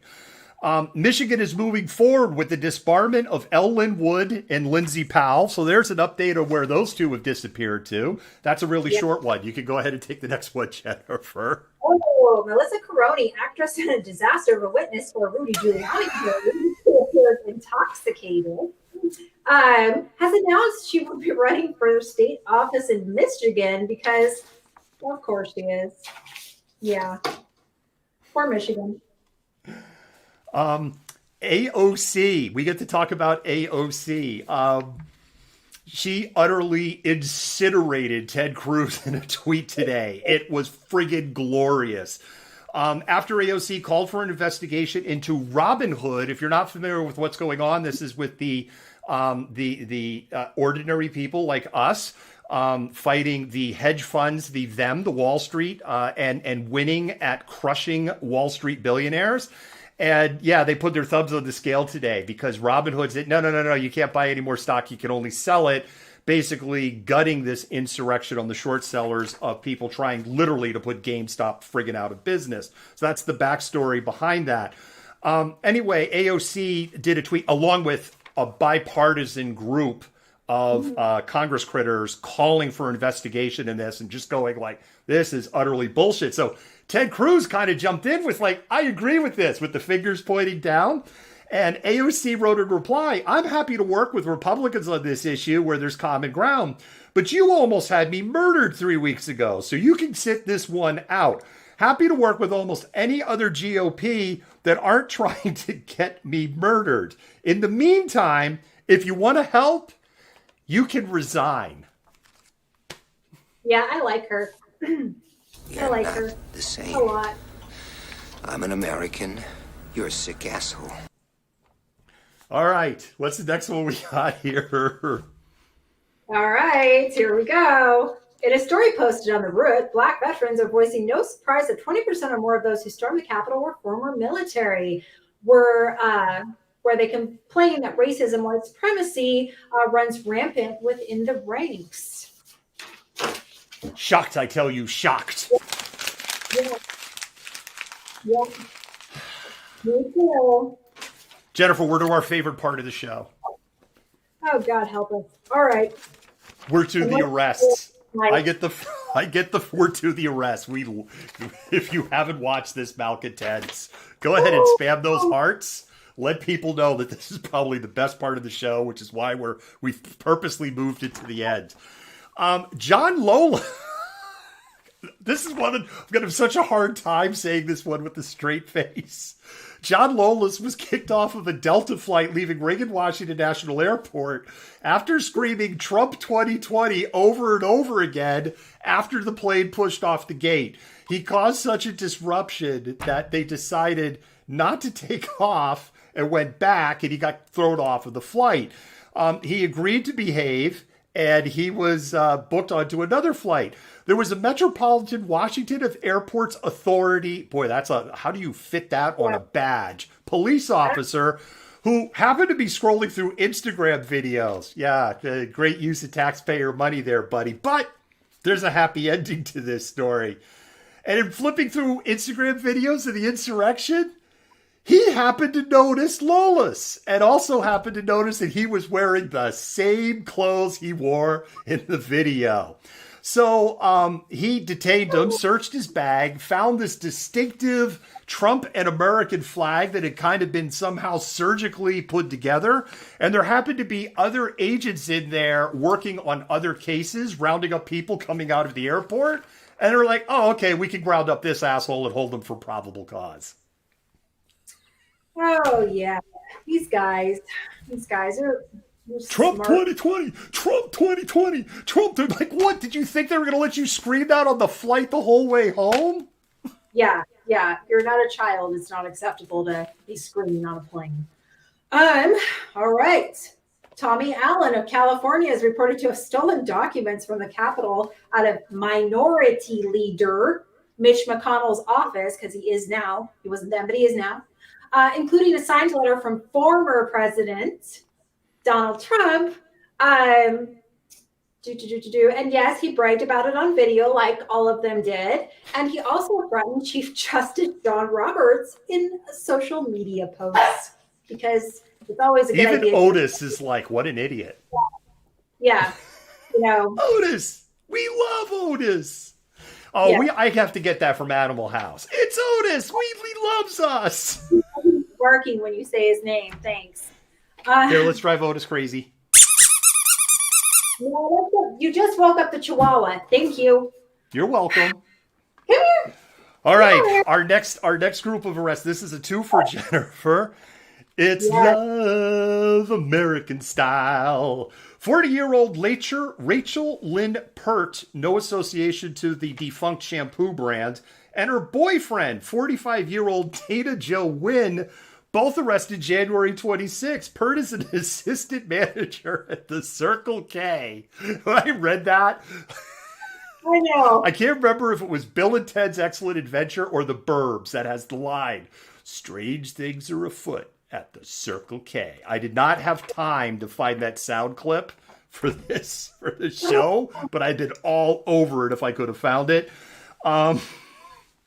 They live streamed their entire drive to Washington, D.C., declaring, "We're on our way to D.C. because us as American patriots, we're tired of this shit." The F-bomb. This is Tipsters of course, they got ratted out. Tipsters identified the pair to D.C. police because, yup, they were photographed in the Capitol.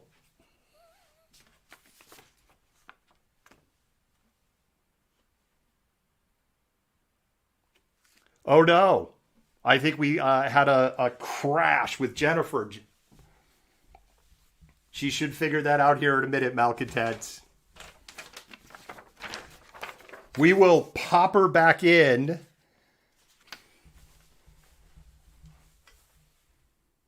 Give me a second. This has never happened.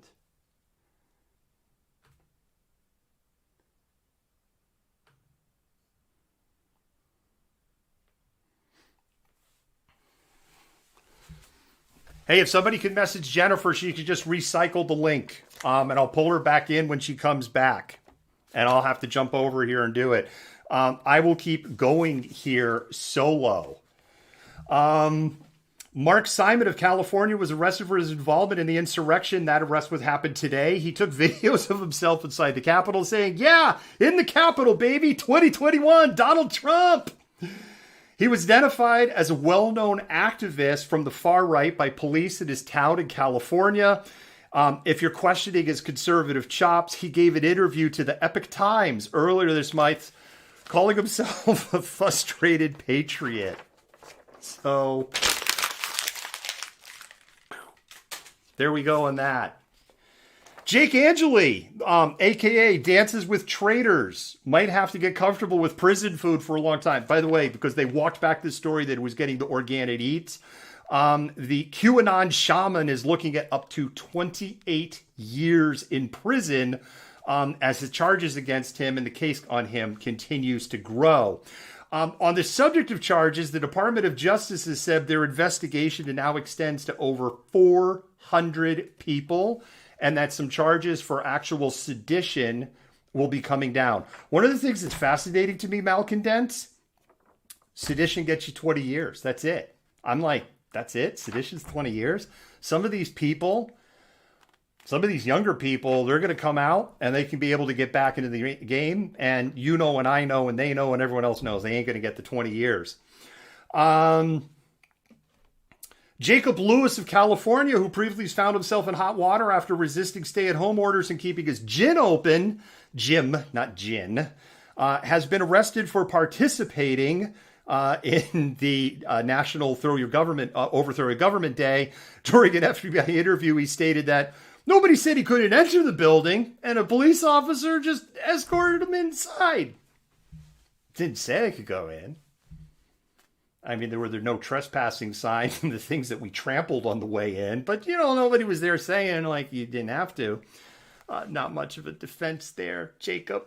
Christopher Ortiz was arrested after posting videos to Snapchat where authorities found messages between Ortiz and a longtime friend. When the friend asked Chris, "Where are you going?" Ortiz responded, "I'm participating in government."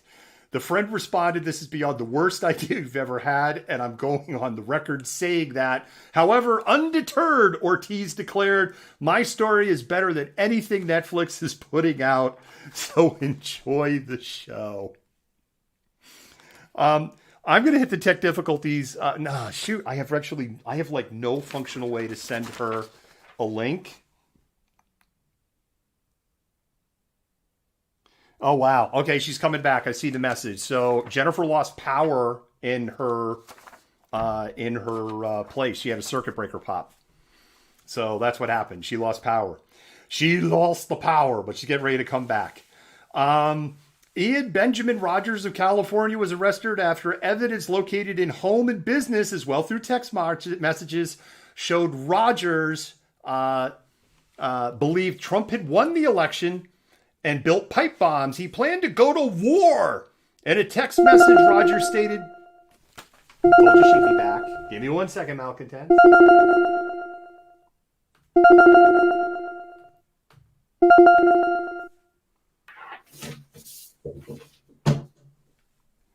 All right, Jennifer, let's see if we still got you or not. That was fun. Oh, you got to tell me about it. Oh, shit. The joy of live. There we go. You're back. Yeah, I had like a power surge and it took out my internet, and so everything just went dark. But I got it fixed. Yeah, that was fun. It's fun. I don't know what happened. All right, there we go. Oh. Sorry about that, Malcontent. Yeah, sorry. I didn't know that. We've had two crazy, like, not anything related to kind. The only thing we had only one macro button out of all the untested buttons didn't work. So, but we had the driver issue and your power outage. I am to Jeffrey Alexander on the second to last, bottom one, second to last page. You can take it away. California was arrested after authorities found video depicting Jeffrey in a Trump baseball cap with his cell phone raised in the air. A witness also has screenshots of text messages from Jeffrey, which read, "I'm a patriot, and I stormed the Capitol." In the text messages, Jeffrey also allegedly stated that he was taking part in the insurrection to send a message that Americans were not going to take a fraudulent election. And there is no way in hell I was going to drive 38 hours from San Diego and not walk right through the front door of the Capitol building. 38 hours. I gotta get these tomatoes to Washington, D.C., and I can't stop. Why would you just not 38 hours. Like, wait a minute. You drove 38 hours? Yeah. Why not take a plane? Did you think you weren't going to get caught if you went by car? It's a valid point. Actually, why do you take? You can't tell me that, like, for the gas money and the back and the forth. Yeah. Meals.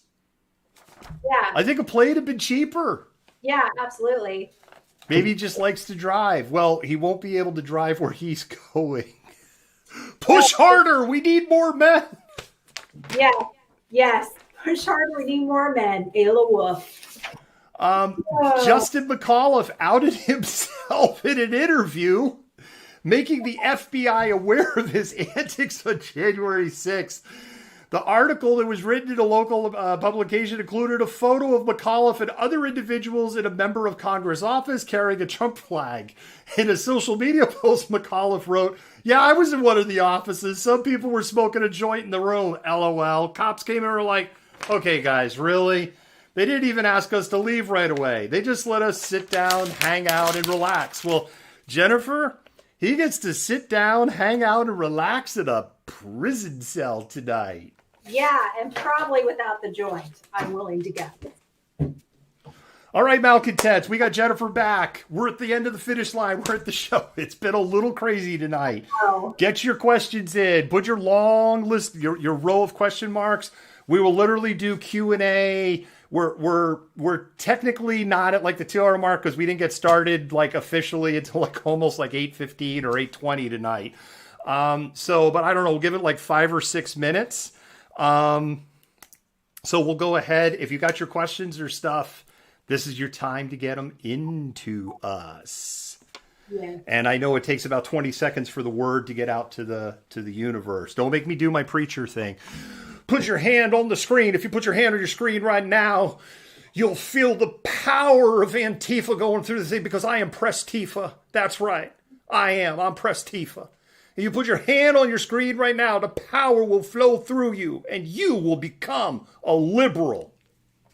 Wow, that was very powerful. Very moving. GameStop. I figured someone was going to ask about this. I think the party's over. The reality for me on GameStop, and I know like the Winkle, like, oh my God, Jennifer, the Winklevoss has found a way to become relevant in all of this. One of the things that jumped out at me that was kind of pointed out is there actually may be a legit reason, maybe, on why Robinhood pulled the plug, is that Robinhood would have to cover all of this stuff, and they may have run out of capital as a company under them to cover the bets. And they may have been told, you have to stop because you can't cover your bets anymore. But as we learned, one of the hedge funds that was hemorrhaging money from all of the shorts is also one of the biggest owners of Robinhood. Yeah. So they could have just wrote a check to keep the game going, but they weren't interested in doing it because they were getting killed. Yep. I saw a meme today that was like, rich people are always like, poor people just need to invest their money and, they won't be poor anymore. And so poor people are like, okay. And then the rich people are like, no, wait, stop. Yeah. It's not fair if they can't hoard all of the wealth, right? As far as for the billionaire hedge funds, people that have been complaining about the money they've lost, cut back on avocado toast. That's my feedback to you. Yeah. All right. Any more questions here? We got. Don't make me. There's been so many comments about stop sign. We can't show the video because I know Twitch will give us a strike. So we can't show the video on air. If people are reading the comments and they're like, what are they talking about? Stop sign. Let me see if that's the TikTok button. Oh, wait a minute. You're not going to. I have to go to. That's right. We don't have lower thirds on there. Nope. That's the Twitter button. This should be the TikTok button, but the Twitter one's got to go away. We are on TikTok, by the way. Oh no, that's Twitch. I don't know. These are built into a keyboard, which is why I'm struggling right now. There actually is like no light up buttons here on these. And this is the first set I'm using these.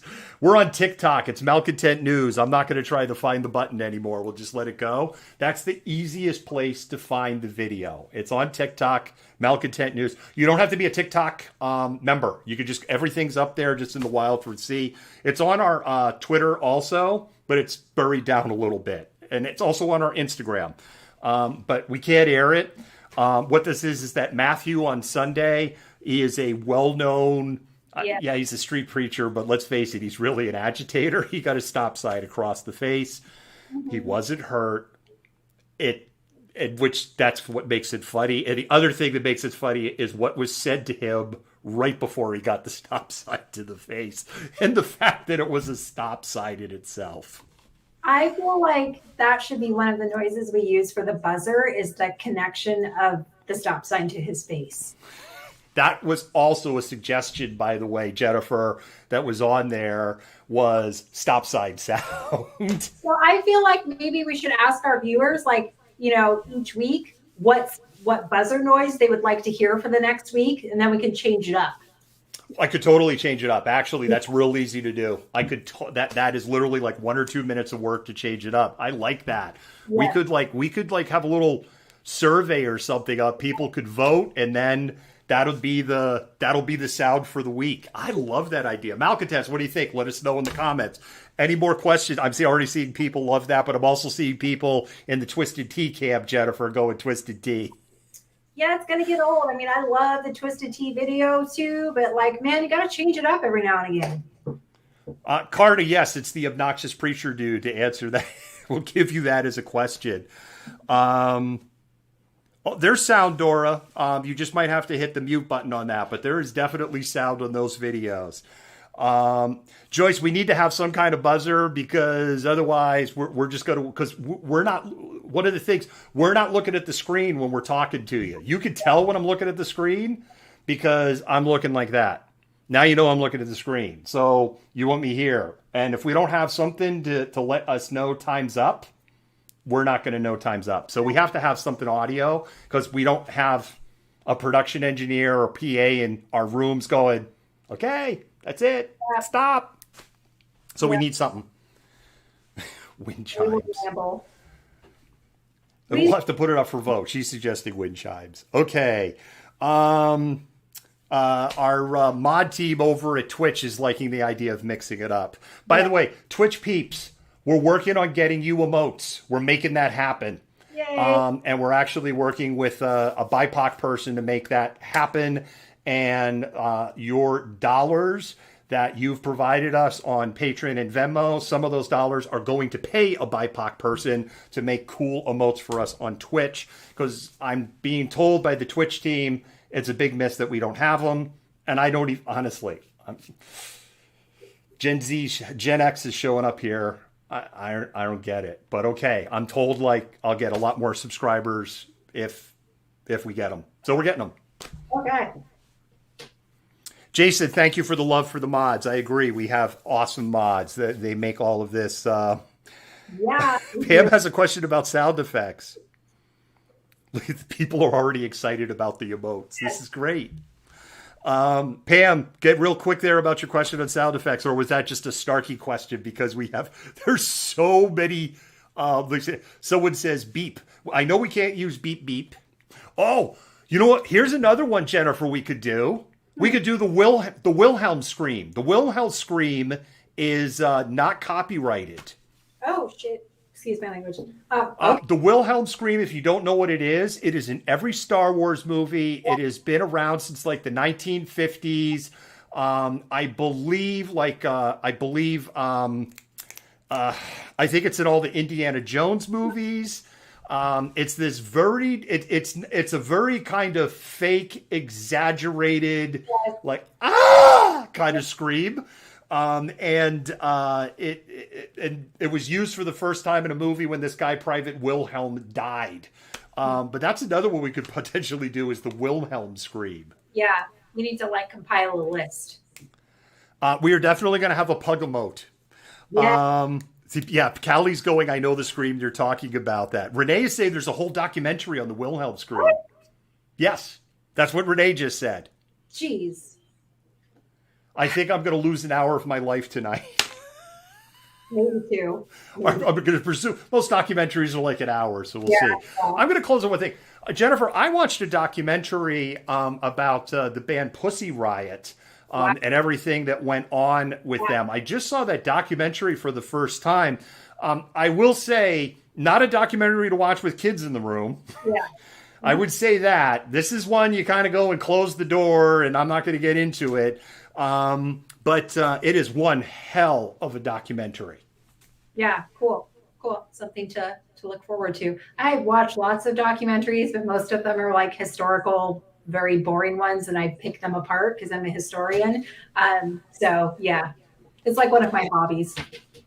I've been consuming another documentary. I'm going to have to look it up. I think it's called the Hitler Chronicles. Don't hold me to that, though. I'm going to have to look it up. It is all about his rise to power. So it starts with him all the way in World War I as a soldier, and then actually kind of, I think it stops at like around 1940. It doesn't go into the story that most people know at that point. And some of the foundation for National Holocaust Day for the Twitter thread that we did, some of that came out of that documentary. It is very, very in-depth and involves a lot of personal letters, reading of personal letters and correspondence that were read at the time, newspaper articles at the time, and some period film from the time. It's super fascinating, and it's also kind of scary. Yeah, I watched one recently that was actually pretty good about the Shining Path in Peru. Are you familiar with them, the Shining Path movement? No, not at all. Okay, so it's really good. And so it was basically this movement that emerges as a result of, this constant, state of inequity across Peru. And they're very Marxist, and it's led by this very charismatic university teacher, and it just becomes this huge, like, very violent movement. But it's also, one of those things where the government, they actually had a Japanese president at the time, and I can't remember his name for the life of me at the moment because I'm just pulling this out of my head. I watched it a while ago. His daughter actually became president of Peru not long ago, and then pardoned him for his war crimes. But it's a huge. It's very interesting stuff. You should look it up if you have a chance. The Shining Path movements. There you go. So for our Insomniac fans, we just ruined your life tonight. I think we gave you like 3 or 4. The Hitler Chronicles thing, again, I'm not sure if that's the name. And the other thing, it's broken up into segments. That's not something you're going to consume in one night. And probably not something I would watch when you're trying to go to sleep. So probably not happy stuff. Malcontents, please give us your feedback on the format changes. We really want to know what you think about the Malcontented Minute and kind of doing these rapid action stories, and how we also mix things up to have something funny and to have something, a happy, a feel-good story, and then do things that are more right to our roots in our wheelhouse. The other thing is, let us know what you think about, other way, David. Let us, wow, my camera reversed at some point. Let us know what you think about the graphics over here. You might have noticed we changed some stuff over on that side also. I know people have been suggesting, hey, you need an animated logo, so animated the logo. So real curious to know your feedback. Do you like it? Do you hate it? You're ambivalent. You don't care. If you're like, I'm ambivalent, whatever. I like the content. I don't like, let us know. Jennifer, thank you so much. Yeah. I think this was all things considered, because we basically kind of a mess. Dove into wet concrete tonight. Yeah. I think this went really well. Yeah, sure. It was good. Yeah. It feels good. All right. Good night, Malcontents. Bye, guys. Malcontent News is a team of journalists, activists, and researchers with 3 key missions. A commitment to show an unfiltered view of the before, during, and after of key events, live, as it happens. To defend the First Amendment using our rights of a free press. And to amplify the voices of underrepresented individuals, including Black, Indigenous, persons of color, and the LGBTQIA+ community. Our team is committed to seeking equality for all and holding those in power accountable. The easiest way to support Malcontent News is to bookmark our website at malcontentnews.com, like and follow us on Facebook, subscribe to us on YouTube, and follow us on Twitter, Twitch, Instagram, and in the Google News app.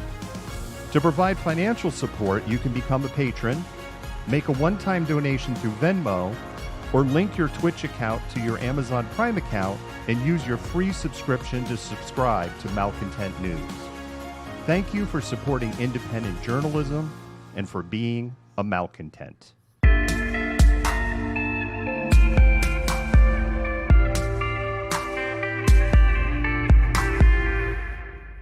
You fit the profile. You're the malcontent. Nobody wants to hear the nonsensical ravings of a loudmouth malcontent. Fuck you! You are the biggest hypocrite on the face of the planet. I say that you're a terrible reporter. That's what I say.